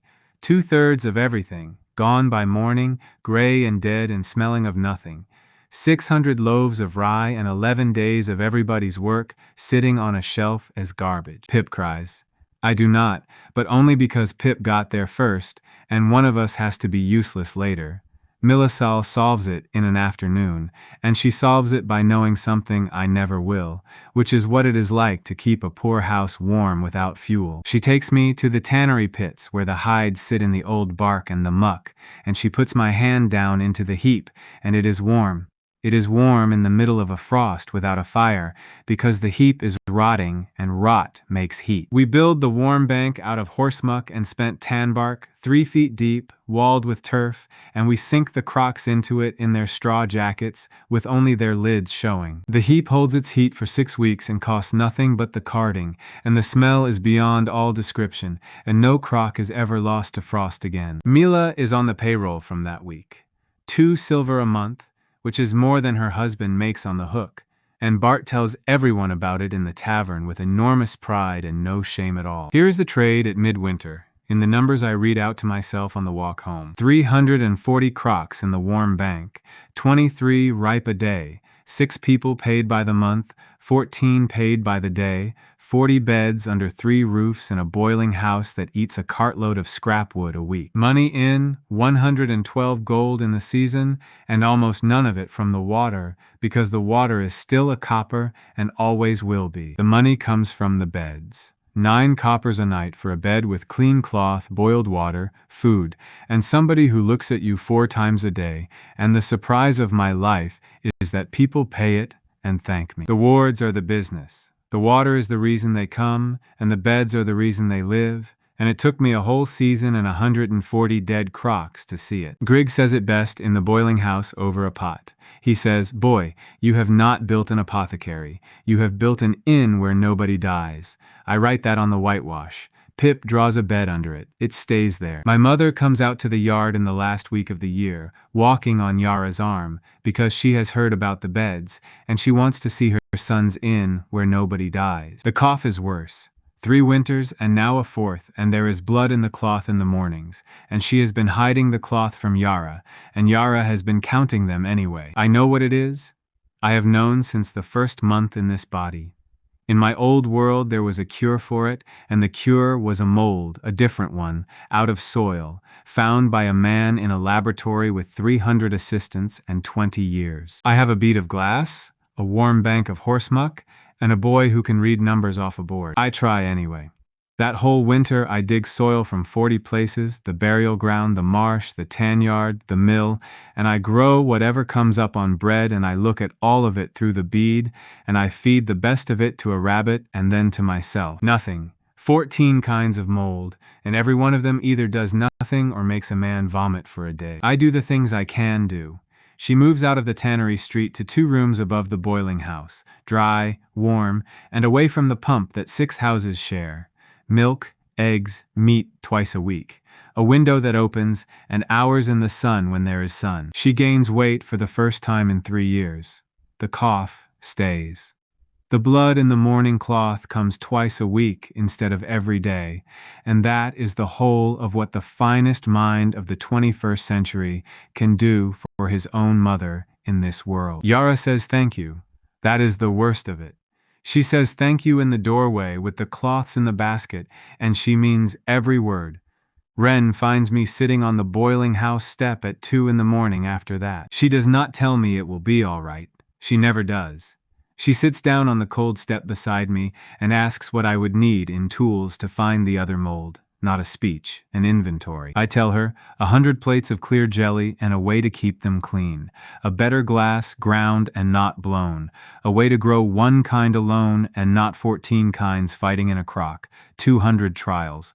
10 years. She sits with that, then she says, so the thing can be done. Only not by Tuesday. Yes, I say, that is exactly it. She takes my hand. Not gently, not in the way of a girl in a story. She takes it the way she takes a body off a cart, with a grip that means she has decided where the weight is going. She says, then we start on the 10 years tonight, and she goes in and boils the first 6 plates before dawn. Neither of us calls that anything at all. From that night forward, when I look up in a room, she is generally already looking. The counselor comes in the second week of spring, in a hood, at night, on foot, which is the way the hill comes to me now. Alderman Perrin of the Cloth Hall, 45, thin, rich, one of the 9 men who sit under the mayor. He has a boy of 13 called Sim, with a leg crushed under a bale on the quay 11 days ago. The vial has had the boy since. Bleeding, pearl, plaster, and the gilded file twice a day at 6 gold, and the boy's leg is black to the middle of the shin, and the smell is in the room when Perrin opens his coat. He does not ask me to come to his house. He knows the charter better than I do. He says the words out loud on the step in front of 2 witnesses, so that nobody can say later that he was tricked. He says, I am a burgess of this city, and I'm asking a man without the mark to touch my son, and I take the whole of it on myself. Grigg cuts the leg at 4 in the morning. It is bad and it is late, and there is more dead meat in it than there was in the Duke's, and the boy is 13 and awake for the first minute of it. He does well. He is a hard little thing, Cloth Hall bred, and he holds Wren's hand and swears at his father in the good accent, and Grigg says afterwards it was the cleanest cut he has made in his life. The rule goes on the wall of the room in charcoal, the way it always does. 1 horn spoon at dawn, 1 at dusk, nothing between and nothing extra. And then I make the mistake, and the mistake is mine and nobody else's. Perrin will not leave the boy in a shed on Halvard mud. He is a counselor. His son is a counselor's son, and he takes him home to the Cloth Hall house in a covered chair before the second dawn. So I send the water up the hill in 3 measured files a day, and I send the horn spoon with them, and I go up myself at dusk when I can, and Grigg goes at dawn. 11 days of it. The black stops, the red goes down below the charcoal line, the boy eats, and by the 8th day he is sitting up asking whether he will be able to run. On the 12th day, a servant of the house of Adalis calls on Alderman Perrin with the compliments of the young master of the vial, and a gift. Corvin sends a spoon, silver, chased, a proper thing for a counselor's table, with a note saying that the son of a burgess of this city should not be fed his medicine out of a horn scraping like a farm animal. It is a kind gift. It is the kind of thing a young man of good family sends to smooth over a difference of opinion between houses, and Perrin's wife is touched by it, and she is the one who uses it, because she is the one who sits with her son at dawn. A silver serving spoon holds 3 times what a horn medicine spoon holds. Corvin Adalis is an assessor of ingredients for the gilded vial, and measures things for a living. 2 doses out of the silver spoon, dawn and dusk on the 12th day. Sim Perrin is sick at midnight and cannot stop. By the 2nd hour his lips are gray. By the 4th he cannot hold water down, and he has gone quiet, and the quiet is the one that fools everybody. They send for me at the 5th hour. I run up the hill in the dark, and I am in the room by the 6th, and there is nothing to do. Water, salt, warmth, a hand on his forehead. That is my whole medicine chest. He dies a little after dawn on the 13th day, with his mother holding him, and his father standing in the door of the room, and me on my knees beside a basin. The horn spoon is on the table where it has been for 11 days. Beside it, on the good cloth, is the silver one. I pick it up. I do not say anything for a while, because if I say the first thing that comes, I will say it to a mother who has just killed her own child, and she will hear it for the rest of her life. Perrin sees my face and asks what it is. So I have to tell him. I have to stand in that room and explain the difference in the hold of 2 spoons to a man whose son is on the bed behind him, and watch him work out what his wife has done, and watch him decide, right there, in one breath, that she will never be told. He is a better man than I am. I will hold that against nobody. Then he asks me who sent the spoon, and I tell him, and Alderman Perrin sits down on a chair in his own hall and says the name Adalis twice, and nothing else at all. The city has it by noon. The vial has it by mid-morning, which is 3 hours earlier, and I do not think for one moment that is an accident. By the second day, nobody is telling it as a story about a spoon. It is a story about a boy from the docks who poisoned a councillor's son with vermin water after being forbidden by the court, and every part of that, except the vermin, is true enough to hang me. The mob comes out of the north gate on the 3rd night, and there are perhaps 200 of them, and I know half the faces. Some are vile men and vile servants, and 2 are Corvin's grooms with their faces covered. Most are ordinary people from the lower parish who are frightened and who have been told all winter that the thing outside the gate is full of worms, and who have now heard that it kills children of good houses. They come with fire because that is what you bring to a place full of vermin. Bart Saul and 14 dockers stand across the gate of the rot yard for as long as men can stand across a gate against 200, which is about 4 minutes. Grigg holds the ward door with a bone saw in his hand and gets a stave across the head for it and goes down on the step, and they trample him, and he loses the sight of his left eye that night. Then gets 12 of the 14 patients out of the back and into the burial ground, and lies them in the grass among the stones, and stays with them. Pip goes for the warm bank. He is 10 years old, and he is not strong enough to lift a full crock, and he takes Duchess out of the muck with both arms round her and runs for the marsh with a man behind him. They break his arm at the wrist when they take her off him. Then they smash her on the turf wall, and Pip lies in the mud in the dark with his arm bent the wrong way and watches them do it. They burn the sheds, the boiling house, the straw store, and the beds. They tip the warm bank with forks and turn 340 crocks into a field of broken clay and steaming muck. They pull the whitewash board off the post and break it over a knee, and I find it in the morning in 2 pieces with the numbers still on it. Mended, died, walked out on us, and Pip's drawing of a bed underneath. It takes them under an hour. It took us 3 seasons. I am not there. I am on the hill in Perrin's house, on my knees beside a basin, with a dead boy and 2 spoons on a table, and I get back at first light to find my life on fire and my people in the burial ground. Grigg is sitting up against a gravestone with a cloth over his eye, swearing steadily. Wren has 14 patients laid out among the graves under whatever cloth she could carry, and she is going along the row, keeping them talking. Milla has Pip. His arm is bad and his face is worse, and he will not say a word to me for 2 days, and when he finally does, the only thing he says is, "I could not hold her." We find 4 crocks alive. 4. 2 under the ash of the straw store, 1 that rolled into the marsh ditch, and 1 that a woman from the tanneries picked up in the dark and took home under her shawl and brought back at dawn because it was ours. That is the whole of it. 4 crocks, 3 seasons of work, 46 patients on my books, a burned field, a blind eye, a broken arm, and a dead boy of 13 on the hill whose mother will never be told what killed him. The watch comes at noon, and they have not come for the 200 men who burned my field in the dark.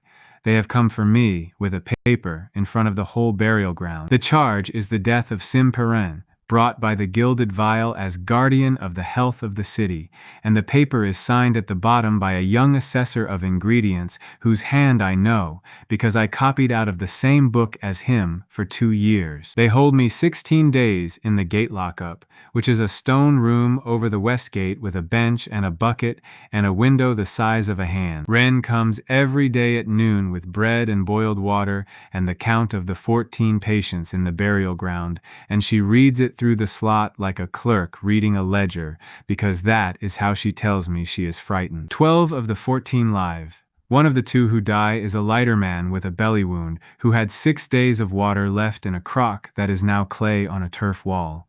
The court sits on the 17th day, and the hall is fuller than it was for the lens. Ilber asks for a rope. He does it well.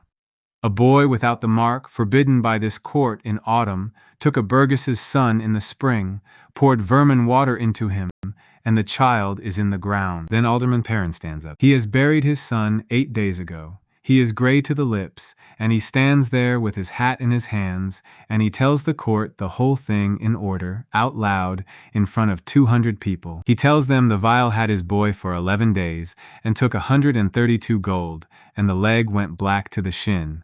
He tells them the boy sat up and asked about running on the 8th day of my water. Then he tells them about the spoon, the gift, the note, the compliments of the young master of the vial, and the difference in the hold of 2 spoons, and he makes the court sit and listen while he says the numbers. The clerk asks him who administered the silver spoon.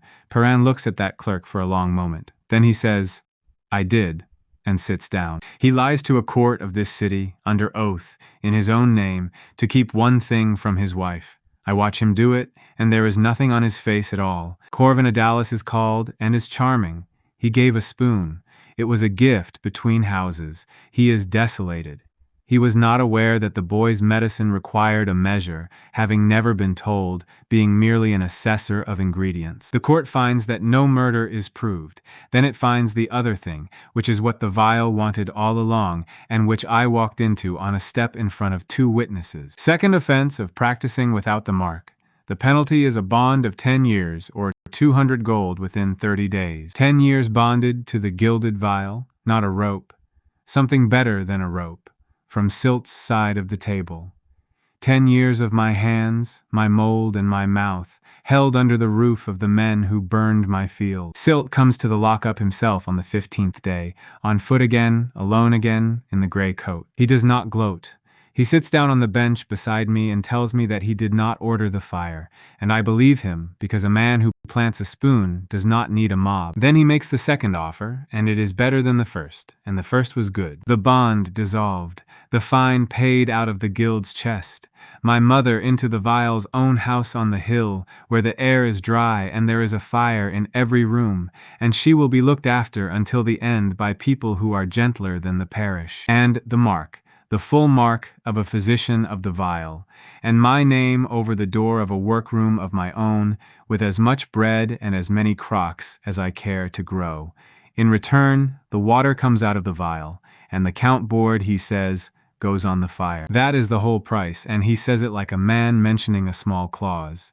No board, no numbers on a wall where a queue can read them. No mended, died, walked out on us. I ask him why that? Of everything. Silt tells me that any physician can bury a mistake, and that all of us do, and that a trade which writes its dead on a board in public will be torn apart by the first grieving father who can read. Then he says it with real feeling, which is worse. He says, "Boy, I have kept this city calm for 30 years. Do you understand what happens if they learn that we have never known anything at all?" I sit in a stone room over a gate and think about it for a long time after he goes. I nearly take it, not for the mark and not for the gold, for 2 rooms with a fire in every one of them, and my mother in one of them, with somebody gentle. The parish pays my fine on the 22nd day. I do not find out how until it is done, because they do it deliberately behind my back, knowing what I would say. Bart and Milla run it off a table outside the Saul house.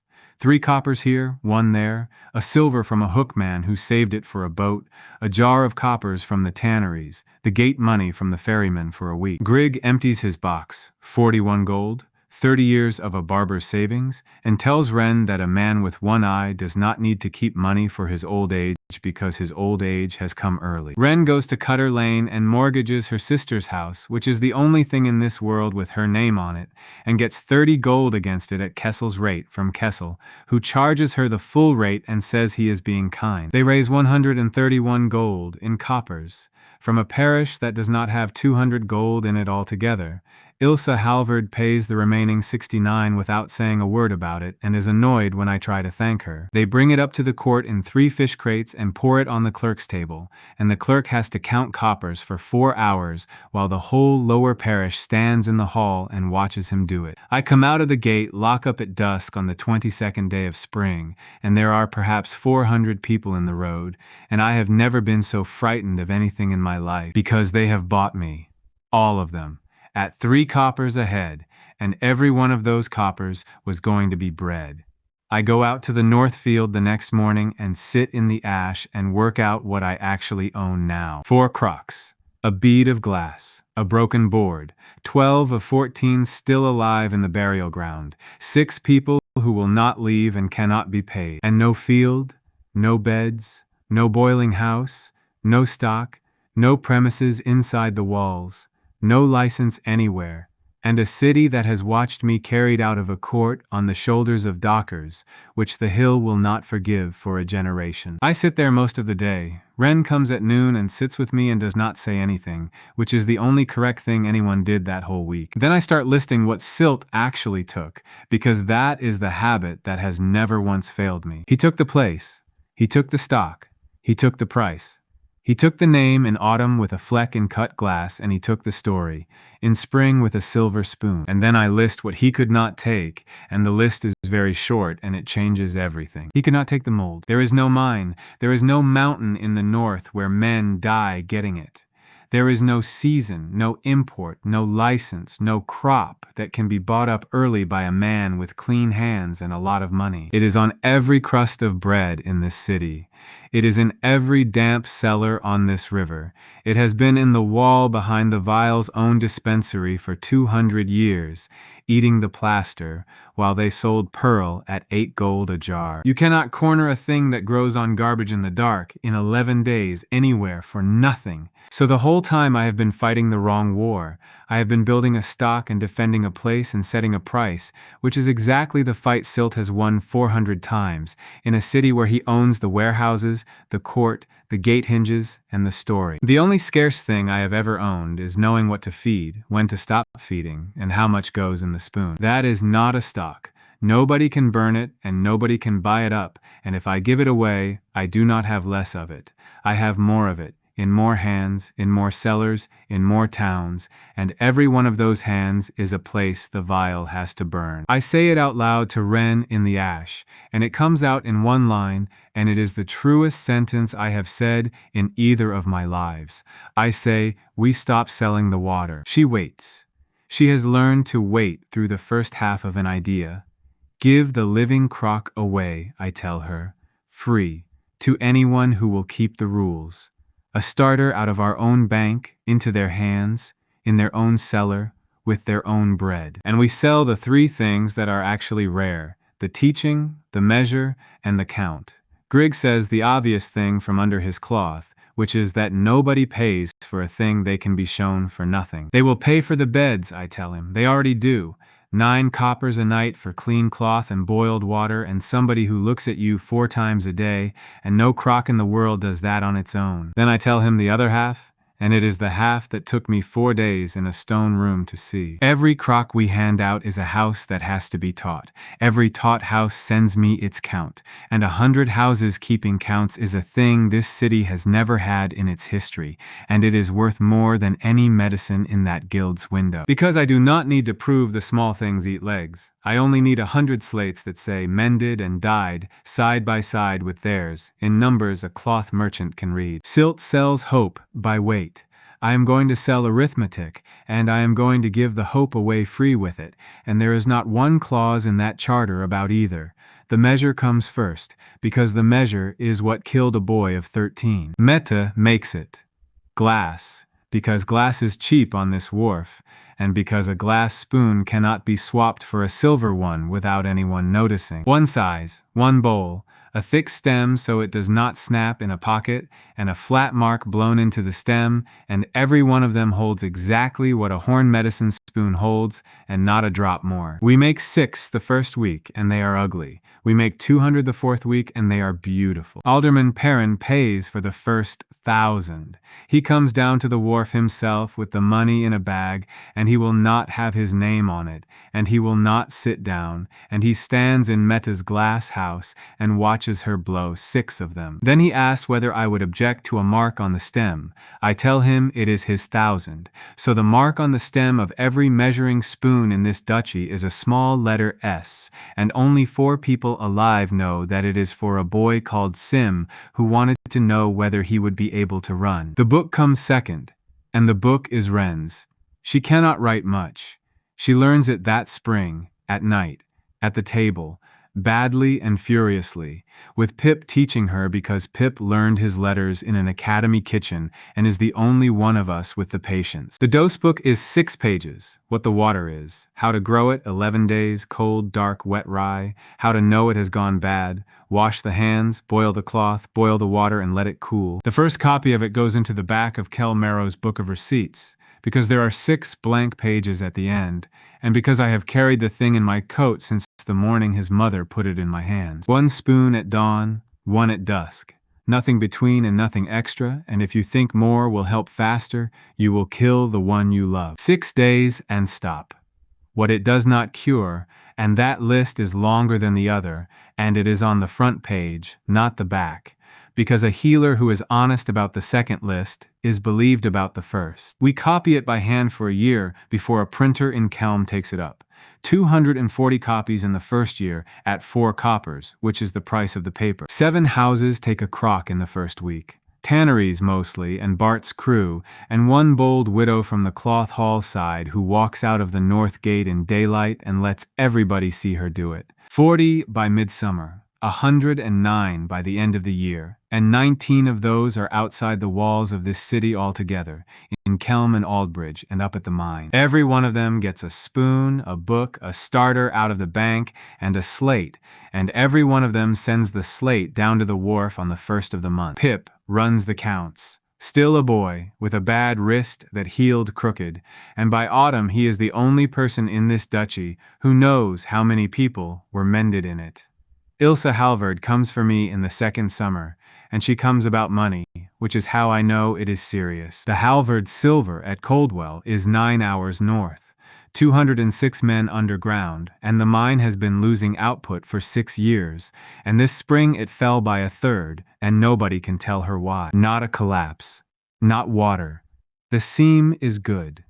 The men are simply slower every year, and they leave the work young, and the master of the mine writes to her every quarter about the age of his hands. She takes me up in the cart. 9 hours, and she spends most of them telling me exactly what she will do to me if this is a waste of her week. Coldwell is a shale hill with a village under it and a company store, and the men come off the morning shift while we are still unhitching. They are old. That is the first thing. Every one of them is an old man, bent, gray in the face, moving like a man of 70 on a cold morning, and there are perhaps 40 of them in the yard. I ask the master of the mine how old his oldest hand is. He says, 34. I go along the line and I look in their mouths, and it is the same mouth 40 times. Gums swollen and purple and pulling back off the teeth, teeth loose in the sockets, blood in the spit, old blood, black at the corners. Their shins are covered in bruises that nobody remembers getting. The skin on their arms has little dark points around every hair. One man's knee is swollen to the size of a loaf, and has been for a year. And the thing that makes it certain, an old wound on a picker's forearm, 3 years healed, has opened again on its own, and there is nothing in it. No rot, no heat, no smell. It has simply come undone, like a seam. Bodies stop making the thing that holds a seam together. That is what this is, and in my old world, children learn it out of a song about limes. I ask what the men eat. Salt fish, bread, bacon in a good week, small beer. From the company store, on credit, at the company price, all winter, for 30 years, and Coldwell is 9 hours from a green thing in any direction. No cabbage, no onions, nothing off a bush. The village keeps 3 goats and no garden because the shale will not grow a garden and nobody has ever seen the point of one. I stand in that yard and do the sum, and the sum is monstrous. 206 men, aged by 20 years apiece, at 31 and 34 and 29, and the whole cause of it is that nobody has eaten anything green since the last king died. I tell Ilsa. She does not believe me, not out of pride, out of arithmetic. She asks how a hedge full of berries can be worth a third of her silver. So I ask her for 20 men in 3 weeks, and I make her write the terms herself. 20 of the worst men in the yard, off the shift, on the same work, same pay. And on top of the salt fish and bread, twice a day, a cup of my brew. The brew is a joke, and the joke is the whole point. Rose hips off the hedges along the Coldwell Road, which the children pick for a copper a basket. Pine needles off the trees behind the chapel, sour cabbage out of a barrel that a woman in the village has been making for 30 years because her mother did. Cold water on the hips and the needles overnight. Never boiled hard, and I make them swear to that, because heat kills the good in it, and I cannot explain why in any way this village will hold. It tastes of pine and old apple. It costs nothing. The whole 3 weeks for 20 men costs 1 gold and 4 in baskets, cabbage, and a boy's time. Week 1. Nothing. The mine master tells Ilsa in my hearing that she has hired a boy to feed her men hedge clippings. Week 2. Day 4. A picker called Ord, 31, spits in the yard at the end of a shift and stands there looking at the ground for a long moment, and then he calls me over. No black. His spit is clean for the first time in 4 years, and he wants to know what has been done to him. Week 2, Day 6. The picker's old wound, the seam that came undone, has closed at the edges. Week 3. The swollen knee is down by half. 3 men have stopped bruising. Ord's gums have pulled back onto his teeth, and he can bite bread, and he goes round the village biting things to prove it. And they are straightening up.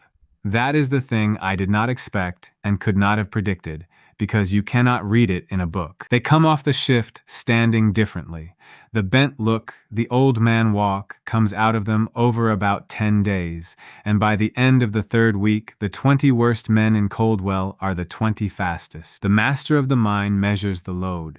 20 men, 3 weeks, and their tally is up by 2/5 against the same 20 men in the spring. Ilsa Halvard reads that number twice, and then puts every man in Coldwell on the cup by the end of the month, and orders 4 acres of the flat ground below the chapel dug for cabbage and onions, and sends to Vero for a gardener. The whole cost of it, for 206 men, for a year, comes out at 14 gold and some coppers. The extra silver out of that hill in the same year is over 400. She pays me 1/10 of the increase for 20 years, written and sealed, because she is her father's daughter and would rather owe a share than a favor. That is the first real money of my life. And I have not sold 1 spoonful of anything to anyone. The men of Coldwell come down to the Vero Spring Fair the next year, all 200 of them, because Ilsa lets the mine stand idle for 2 days for the first time in its history. They walk in through the north gate on their own feet, straight-backed, and half the city comes out to look, because the story has run ahead of them all winter. The city knows Coldwell men. Coldwell men are old at 30, and everyone has always known it, and nobody has ever once asked why. The men who come through the gate that morning have teeth in their heads and color in their faces, and there is a picker at the front called Ord, who is 32 and looks it, and his own aunt does not know him in the street. 200 men made 20 years younger in one winter, walking up the main street of this city in daylight. The water of youth, the city says. Again. Wrongly, again. And this time I do not correct 1 single person, because this time it is close enough to true that I can stand it. The Coldwell money rebuilds the yard in 1 summer, stone this time, not bark and hide, with a slate roof and a proper boiling house and a cold cellar cut into the bank. 60 beds, 2 wards, a room for Metta's spoons and a room for the slates, and a long shed where the crocks sit in their straw at the back with a boy on the door. Wren stops me on the first day the roof is on and tells me what the 2nd ward is for, and she does not ask. She wants the birthing beds, 16 of them, boiled cloth, boiled water, and 1 rule at the door that nobody crosses. Any hand that touches a woman in that room washes first. Boiled water, cooled, and soap, up past the wrist, every time, whatever the hand has been doing an hour before. The parish midwives hate it. There are 14 of them in the lower town, and between them, they have brought about 12,000 children into this world, and they have opinions. Mother Ives is the oldest and the loudest. 68 years old, 3,500 births, and she tells me in front of the whole ward that she has never lost a woman who was not going to be lost, and that she is not going to be taught her trade by a boy who grows garbage. So, I do not argue with her. I ask her for her book. Every midwife in this parish keeps a book, because the parish pays them a copper a birth, and the priest wants the names.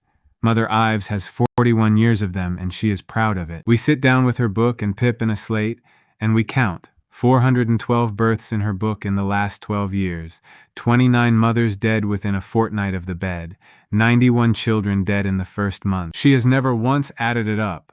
That is not stupidity. She has no reason to, and no one has ever asked, and 41 years is a long time to carry a number like that if you did. She looks at the 29 for a long time. Then she asks whether that is a lot. I tell her the truth.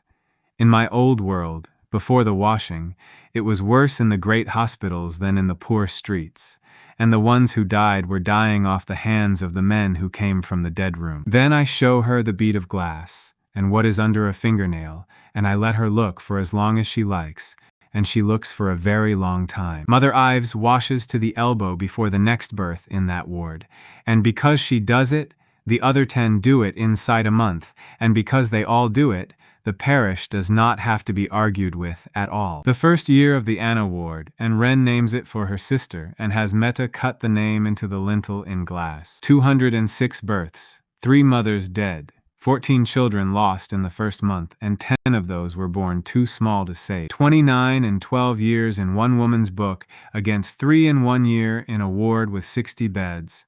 Mother Ives makes Pip read that out at the month count, and then goes outside and stands in the yard by herself for a while. Nobody in this city calls that a water of youth.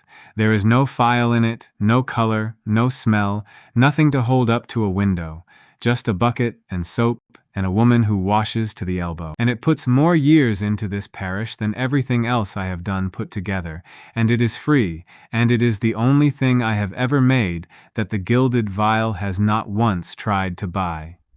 I redeem the house on Cutter Lane out of the first Coldwell payment. Kessel makes me sit down and drink a cup of his wine while he finds the paper, because Kessel is now the sort of man who wants to be seen being friendly with me, and I let him, because I have learned that grudges are expensive and money is not. Then I walk to the yard and put the deed on the bench in front of Wren, in her sister's name struck out and hers written in, and go away for 2 hours because I do not know how to stand there while somebody reads a paper. When I come back, she has it folded in her apron, and she is turning a bed, and she says, without looking up, that we will be married at the turn of the year, and that I am not to make a speech about it. The pox comes up the river in the 3rd summer. It starts in Kelm, which is 4 days down, and Kelm loses 200 people in 5 weeks and closes its gates, which is the wrong move and the only move anybody knows. I know what is coming, and there is nothing about it in any crock in my shed. The mold does nothing for the pox. Boiled water does nothing. Clean hands slow it and do not stop it. What I have is one story out of a school book in a world that no longer exists, and a memory of a picture of a milkmaid's hand. I put it to Grigg and Wren in the boiling house at midnight, and I make myself say it in the plainest words I have, because if I dress it up, they will agree out of loyalty and somebody will die of it. Cows get a pox. It goes to the hands of the girls who milk them, and it makes 9 or 10 little blisters and a day or 2 of feeling poorly, and then it is done. And in the world I come from, we knew for 200 years that a girl who has had the cowpox does not take the great pox. Not lightly. Not at all. Grigg asks how sure I am, and he asks it with his one eye on me, and it is a fair question, and it is the only question. I tell him that where I come from this was proved, and then proved again, and then it wiped the great pox off the face of the whole world, and that I know it the way I know the sun comes up, and that I cannot prove one word of it in this shed tonight. Wren asks who goes first. We spend 6 days looking for a cow with the pox on her, which sounds simple and is not, because a farmer with a poxed herd does not advertise it. We find her at a small holding 2 hours west. On the 4th farm we try. Her name is Bramble, and she has 6 sores on the udder, and the girl who milks her is called Nan, and she has 3 on the back of her right hand. Nan is 19, and she wants to know if she is going to die, because she has been hiding the hand from her mother for a week. I tell her that in about 9 days she will have forgotten it, and that in 9 days she may be the most important person in this duchy. I take the first thread from Nan's hand myself, into my own arm, with a needle Grig boils in front of 6 witnesses. 2 scratches, a thread drawn under the skin, the way it is written in a book I read at 19, and did not think about again for 15 years. 9 days, a blister on my arm the size of a pea, a headache, 1 bad night, and a scab I keep in a box. Then 12 volunteers. Bart Sowell first, because Bart will not be second at anything. Meta, Milla, 2 hook men, 4 tanners, the widow from the Cloth Hall side, Mother Ives, and Grig, who says at 62 he would rather be a fool early than a corpse late. Arm to arm, thread out of my blister into their arms, and 9 days later out of theirs into the next. And I write every name and every day on the board, because the chain is the whole thing. Break the chain and you go back to hunting cows. Keep the chain and you can run it out of one milkmaid's hand across a whole country, forever, for nothing. Wren will not take it, and will not explain why. And I do not push, and I find out 3 months later when she tells me she has been carrying since the spring and did not want to put a fever in a child before it was born. Pip demands it and is refused and sulks for 2 days and takes it in the second season with the rest of the children when we know more. The pox reaches Varro at the end of the month.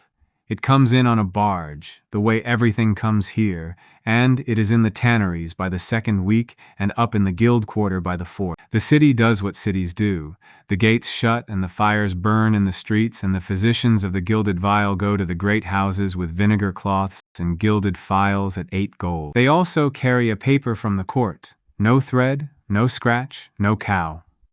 The practice of putting a disease into a healthy body is declared murderous, and is forbidden inside and outside the walls, on pain of bond. That is the first time the vial's writ has ever tried to cross the city wall onto Halvard ground, and Ilsa Halvard tears it in half in front of the messenger, which I hear about from 3 separate people by dinner. The lower parish decides for itself. That is how it always goes, and no proclamation has ever changed it. Bart Soul rolls up his sleeve on a fish crate on the North Wharf and shows the scab to 200 dockers and tells them that the rot boy has had it, and the barber has had it, and Mother Ives has had it, and that his wife took it before he did. We scratch 400 arms in the first week, 900 in the second, 2,300 by the end of the month, in a shed with a bench, arm to arm, 9 days apart, with Pip on the board keeping the chain. And then the thing that ends every argument in this city happens by itself in front of everyone, for 7 weeks. The pox goes through the tanneries and takes 1 house in 3.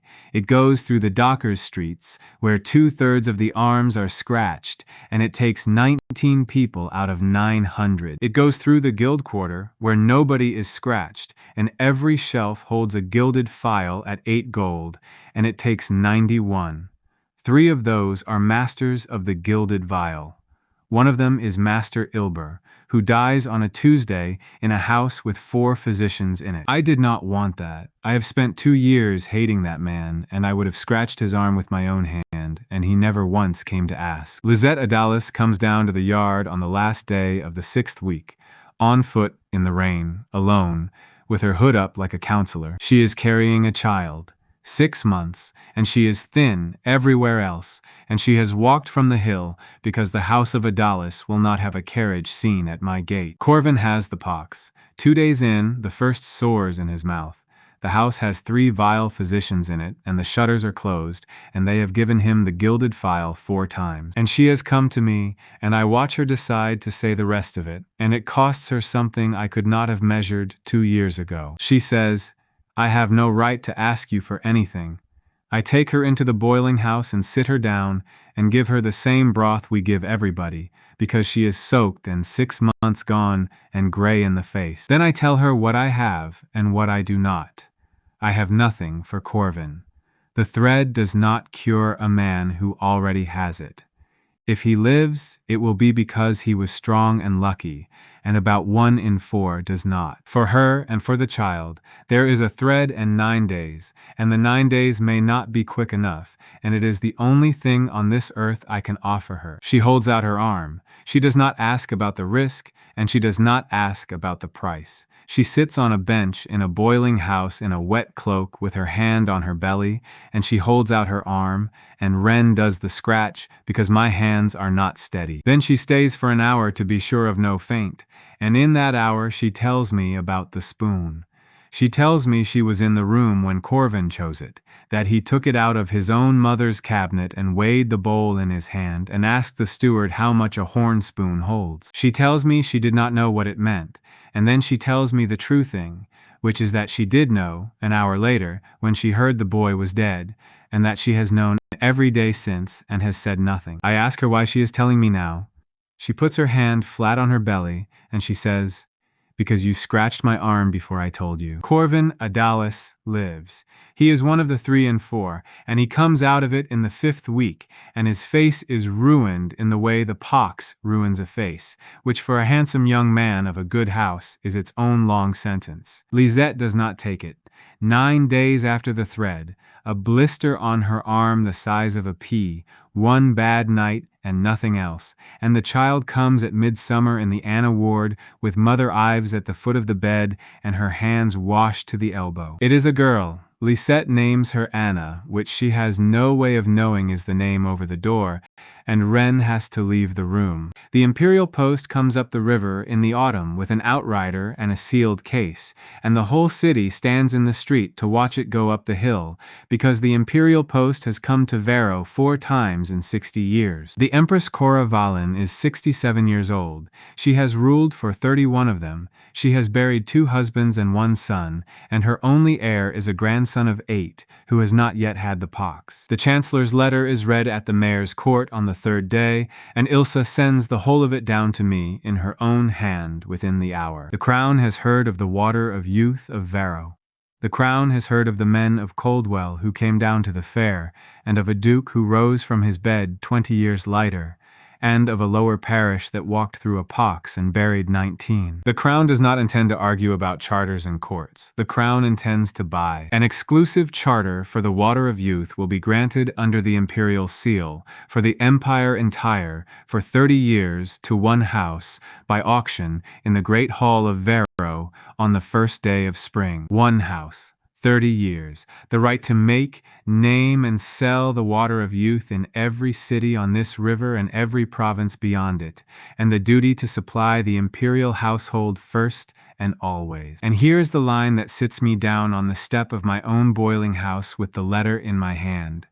The reserve on the charter is 12,000 gold. I have 406 gold in a box under Wren's bed, and a share of a mine that pays twice a year. Every coin I have ever earned in this world would not buy the ribbon on that document. Varensilt has the gilded vial, warehouses on 3 streets, 40 years of trade, and the deposits of half the noble houses of this city sitting in his chest, and he has been shipping his gilded phial into 16 towns since the spring. He goes to the auction. Of course he goes. What I learn in the winter, out of Pip and a barrow boy and Maida's brother who carts for the vial, is what Silt does to get there. And it is the single most useful thing anyone tells me that year. He mortgages the whole house.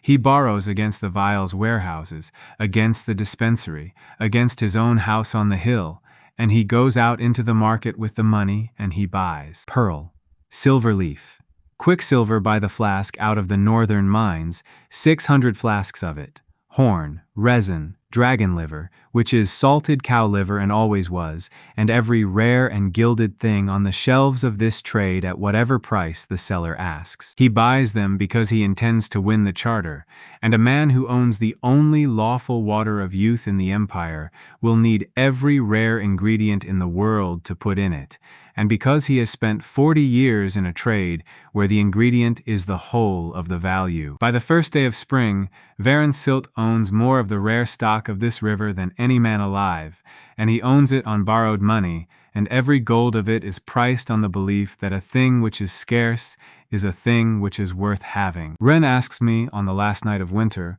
what I mean to bid with. I tell her I do not mean to bid at all. We spend the last 9 days of winter making the strangest cargo this wharf has ever loaded. 360 crocks, each one 9 days old, each one packed in straw in a fish crate with a lid. 360 glass spoons with an S on the stem. 360 copies of the dose book. And Pip has been up until the 3rd hour every night for a week doing the last of them. And one bundle of threads out of Nan's chain in a wax box kept cold. Bart's crew carry the crates up the hill at dawn on the first day of spring and stack them in the square under the great hall steps, and the whole city walks past them all morning, and nobody can work out what they are. The great hall holds 400, and it has 600 in it. The imperial chancellor sits at the high table under the seal with 2 clerks.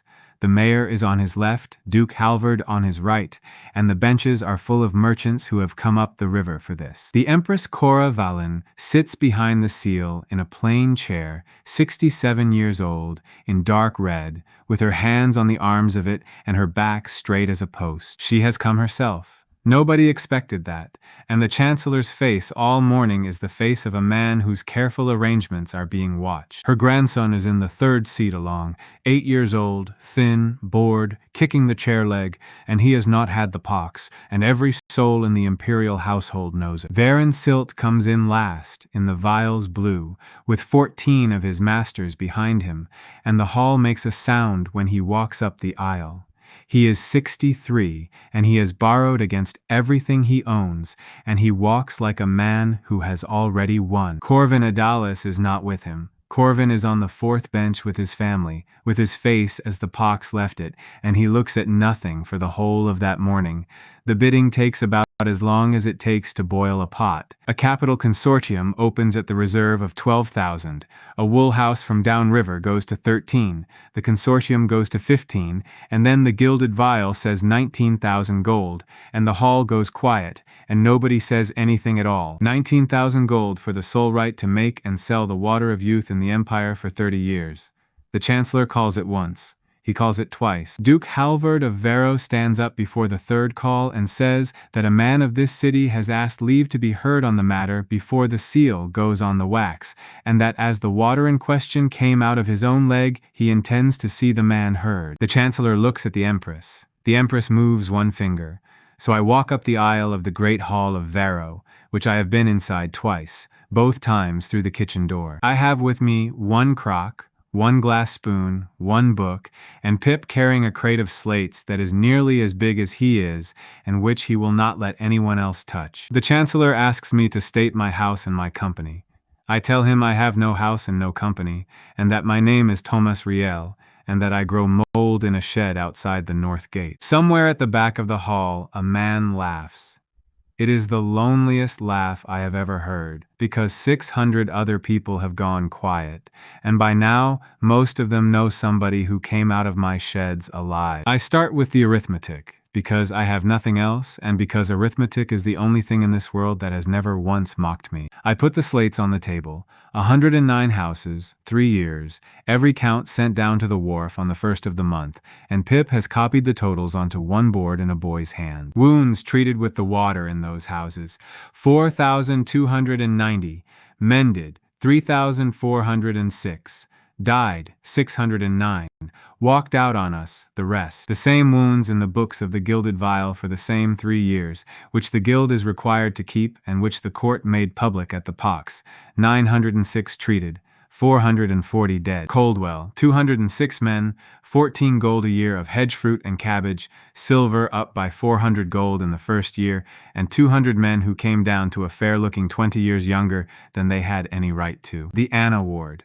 29 mothers dead in 12 years in 1 midwife's book, against 3 in the first year of a bucket of soap and boiled cloth. And the pox. 2,300 arms scratched in the lower parish, 19 dead out of 900 in the streets that took it, and 91 dead in the guild quarter where every shelf held a gilded file at 8 gold. I read the 91 out slowly. Master Ilber's name is in that list, and I read it out too, and I do not enjoy it, and the hall hears that I do not. Then the Chancellor puts it to me, and it is what I came up this hill for. He asks me what I say the charter is worth.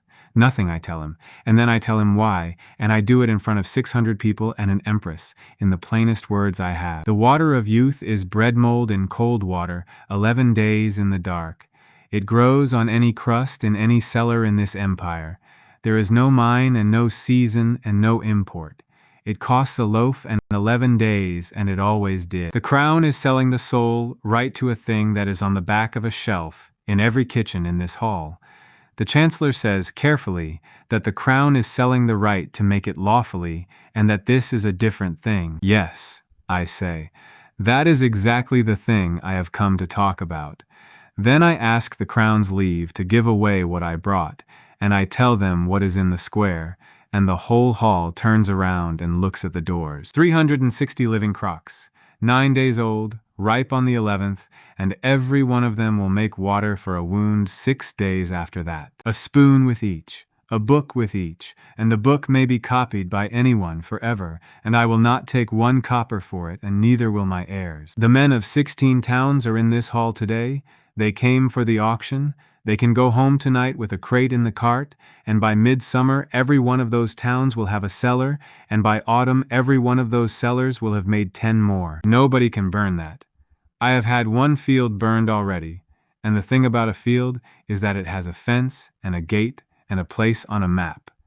This has none. I say the last part to Silt, because it is his, and because he taught it to me himself in a stone cellar on a wharf, when he told me the price is the whole of the trade. The charter you have just bid 19,000 gold for is the sole right to sell water that will be free in every town on this river before the harvest. The hall does not erupt. That is the thing I remember. 600 people work out a sum in their heads at the same time, and the sound of it is a long, low noise with no words in it. Then a wool merchant at the back stands up and asks, in a voice that cracks, "What happens now to the price of pearl?" Varensilt gets to his feet. He is very good. I have never once said otherwise, and he is better in that hour than in all the years I fought him. He does not deny the count. He looks at the slates, and then he looks at the hall, and he asks them one question. He asks who pays for the beds. Then he lays it out, and every word of it is true, which has always been his method. A ward of 60 beds costs 30 gold a month in fuel alone. A boiling house eats a cart of wood a week. A woman who washes to the elbow at every berth has to eat. Cloth has to be bought. Grig's knives have to be replaced. If the medicine is free, he says, and the book is free, and the crock is free, then in 10 years there will be free water in every cellar in the empire, and not 1 clean bed to lie in anywhere in it, because nobody in the history of the world has ever built a hospital out of gratitude. And then, quietly, to me and not to them, he says, the true one. He says, you will hand them the cure, and they will hand you nothing, and in 10 years you will be a poor man in a burned field again, and I will not be there to buy your recipe. I have been waiting 3 years to answer that man, and I do it with a slate. The water is free, I tell the hall. It always was. It grew on a crust in a bin, and no honest person could ever have charged for it. What is not free is the bed. 9 coppers a night, clean cloth, boiled water, food, and somebody who looks at you 4 times a day, and the yard outside the north gate has taken more money in beds in the last year than the gilded vial has taken in files. What is not free is the teaching. 11 days with us, a crock, a spoon, and a book, 4 gold a head, and I have a waiting list of 60 from 6 towns and no room to put them in. What is not free is the count.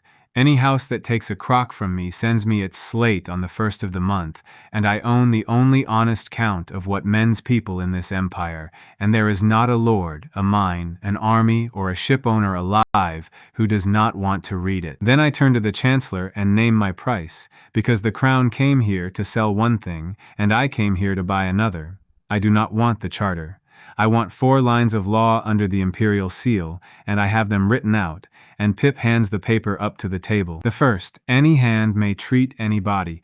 No charter of any guild in this empire may stand between a person who is sick and a person who is willing, whatever either of them was born. The second, 1 measure, the spoon with the mark, the same in every town, and any man who alters a measure for medicine answers for it as for a false weight. The third, The book of any remedy may be copied freely, and no one may hold a remedy secret and sell it in this empire at the same time. Sell it or keep it, not both. And the fourth, and this is the one I want most, and the one that will take the gilded vial apart brick by brick without me ever touching it. No medicine may be sold anywhere in this empire unless account is kept and rendered. How many took it, how many mended, how many died, rendered yearly, and open to any person who asks to read it. The hall understands the fourth one about 10 seconds after the merchants do, and the merchants understand it fast, because a merchant can always smell an inventory being marked to its true value. There is no file on any shelf in this empire with a count behind it. Not one. For 200 years this trade has sold hope by weight and never written down what happened next. Silt sits down. Slowly, the way an old man sits when his knees have been taken from under him, and he does not look at me again for the rest of the morning. Master Oren Vask of the Academy is called to value the water for the crown, because the Chancellor's clerks are careful men and want a scholar's word on it. He comes up in his good gown with his hands in his sleeves. He is 9 years older than the day he poured 5 jars into a gutter, and he looks 15. He says the water is worth nothing at all, because it grows on rye in the dark, and any fool with a loaf can have it, and the clerk writes that down. Then he stands there a moment longer, and says the rest without being asked, in a voice that carries all through that hall. He says, "And I taught the man who grew it for 2 years, and I taught him nothing." Then he says the rest of it, to a hall with an empress in it, that he poured out the pot that would have saved a third-year boy called Kel Marrow to keep mold out of his flour, that he put the man who grew it through the tradesman gate for a bin, that the man's name is Tomas Riel, and that it is on nothing at all in this city. Then Lisette Adalis stands up on the fourth bench, with her daughter on her hip. Her husband takes hold of her sleeve. She takes it out of his hand in front of 600 people, and she tells the great hall of Varro about the spoon. The gift, the note, the compliments of the young master of the vial, the steward who was asked how much a horn spoon holds, and the 13-year-old boy who wanted to know whether he would be able to run. Alderman Perrin does not move the whole time she speaks. He is looking at the table in front of him, and his hands are flat on it, and he does not say one word, because he has a wife at home who still believes she was told the truth. That is the debt of this whole story that never gets paid, and I have thought about it many times since, and I have never found the place where it could have been paid without breaking a woman who had already lost enough. Corvin Adalis is struck from the register of the vial that afternoon, which by then is worth about as much as a chair in a burning house. The Empress speaks once, at the end, and she does not speak to the Chancellor. She asks me whether I can make her young. 600 people go very still, because that is the question the whole empire has been asking since the men of Coldwell walked through a gate, and because it is being asked out loud by a woman of 67 who has buried a son. No, I tell her. I do not dress it up, because she has not dressed it up either. I tell her I cannot put 1 year back on any face in this hall, and that everything I have ever done is the same trick done again and again, which is to take away the thing that is eating a person and let the body do the rest. The Duke did not grow young. He stopped rotting. The men of Coldwell did not grow young. They ate a hedge and their gums went back on their teeth. Then I tell her the only thing I actually have, and I say it to the boy in the third seat, who has stopped kicking the chair leg and is listening the way children listen when they know they are the subject. I say, I cannot sell you youth. I can sell you that the young stay young. 9 days from a thread out of the hand of a milkmaid called Nan, and your grandson does not take the pox. Not lightly, not at all. Boiled water in the palace kitchens, and his children do not go in the summer flux, and clean hands at the birth, and their mothers get up out of the bed. That is the whole of the eternal youth of this empire. It is that a family line does not break in the middle 4 times in 100 years, for nothing. The Empress Cora Valen looks at me for a long moment. Then she asks whether the thread hurts. I tell her about the blister the size of a pea and the one bad night, and I show her the scar on my own arm, and I have to walk right up to the seal table to do it, and 2 guards decide at the last moment not to stop me. She has her grandson scratched in the great hall of Varro, in front of 600 people, by a woman from a death house with a needle Grig boiled that morning. Ren does it because the Empress asks who has done the most of them, and the honest answer is Ren, who has scratched 2,040 arms and has not slept a whole night since the pox came up the river. The 4 lines go under the imperial seal on the 2nd day of spring. The charter is never sold, and the 19,000 gold is never paid, and the chancellor goes home with the reserve intact and a piece of law he did not come for. The market breaks before the hall has even emptied. I watch it happen from the steps. A factor from the capital sells 800 marks of pearl to a jeweler in the doorway at 1/3 of the morning price, because a jeweler at least wants pearl for rings. By dusk, the quicksilver is unsellable at any price, because the 4th line means every flask of it now has to carry a count, and there is not a physician in this empire who wants his name at the bottom of that page. Varensilt owes 17 creditors 19,000 gold against warehouses full of rare and beautiful things that nobody in the world has any use for. The gilded vial is sold in pieces by the autumn. He comes to the yard in the summer, on foot, alone, in the gray coat, the way he came the first time. I take him through the wards because he asks. 60 beds, then 90.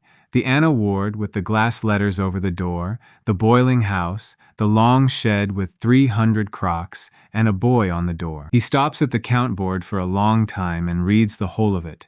Mended, died, walked out on us. 3 years of it in Pip's handwriting. Then he tells me what he came to say. The vial has 31 apprentices, boys of 15 and 16, 4 years into an indenture in a house that no longer exists, and their families have paid 40 gold apiece for a trade that ended in a hall in the spring. He does not ask me to save him. He asks me to take the boys. So, I take the boys. All 31, that autumn, and 19 of them are still with me 5 years later, and 2 of them are better than I ever was. At the gate he stops and says the thing he has clearly carried up the road with him. He says, I sold them hope, and you sold them arithmetic, and I did not believe until the spring that anyone would ever buy the second one. Then he says, and it was the arithmetic that made them Q, and I have been thinking for 4 months about what that means, and I am too old to like it. He dies 3 winters later in a small house on the wrong side of the hill. Grig attends him, and I send the water, and he takes it, and it does nothing for what he has. There are more things it does nothing for than things it mends, and that list is on the front page of the book. The queue at the North Gate in the 4th year is a thing I still cannot look at without something turning over in me.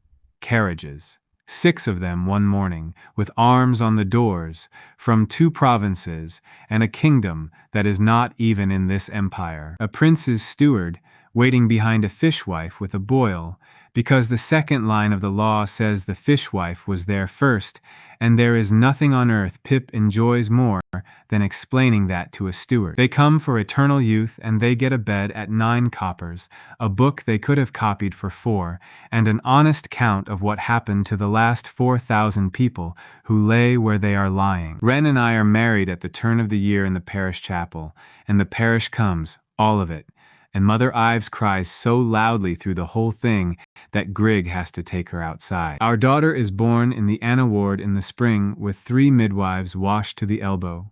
Our son comes 2 years later in the same bed. They both take the thread at 12 months. Every child in this parish does now, and nobody thanks anybody for it, and that is exactly what I wanted, and I did not know it until it happened. My mother lives to see the 9th year. The cough takes her in the end, the way I always knew it would, and I never do find the other mold, and I never stop looking, and there are 2 rooms in the yard, with 100 jelly plates in them, that have been paid for by kings. She dies in a dry room over the boiling house with her daughter and her son, and her granddaughter in it, and the last thing she says is about the sacks, and Yara has to explain to me afterwards what she meant, because Yara has spent her life listening to that woman properly. Yara is 20 by then and runs the teaching. 100 students a year, 4 gold a head, 11 days, a crock, a spoon, and a book. Nan the milkmaid runs the thread shed now, on a wage, with a room over the boiling house. Bramble dies old and fat in a paddock the parish pays for, with her name cut in glass over the shed door, because Meta would not be talked out of putting a cow on a building. Meta cuts the sign for the gate the year the second ward goes up. Glass letters set in an oak board, because Meta will not work in anything else. It says the North Yard, and under that it says 2 names, hers and mine, Rencourt and Thomas Riel, and under that, in smaller letters that you have to come close to read, it says the count is on the wall inside. The morning after the sign goes up, I am in the long shed at the 5th hour with a lamp feeding crocks. 340 of them, in their straw, in the cold, and every one of them wants wet rye and dark, and 11 days, and none of that has changed since a boy sat in a tannery cellar and wrote 3 rules on a wall in charcoal. Pip is 18 now and could do this without me, and he tells me so about twice a week. Wren says the same thing more kindly and means it less. But there is a carriage from a kingdom outside this empire standing at my gate with a sick child in it, and there are 12 students coming at 8, and none of that is any use at all if the shed is dead. So I break the bread and damp it, and set the new crocks on the cold shelf, and mark the day on the lid with a piece of charcoal, the way I have every morning for 9 years. The mold does not care that there are kings at the gate. It wants 11 days and a crust in the dark, the same as it wanted from the very first one, in a cellar under a tannery, on the worst day of my life. And I stand there in the lamplight with my hands wet, in a shed that smells like a cheese cave, and I would not trade 1 hour of it for a file of anything on this earth. This story is about a man who lost everything for saying that a cheap true thing beats an expensive false one, and who found out that being right is only the first day of the work. He did not win with a miracle. He won by counting honestly, by writing down the people he lost as well as the ones he saved, by teaching everyone instead of hoarding a secret, and by giving away the one thing nobody could burn. If you enjoy stories about knowledge, patience, revenge served slowly, and building something real from nothing, stay with the channel until the next one.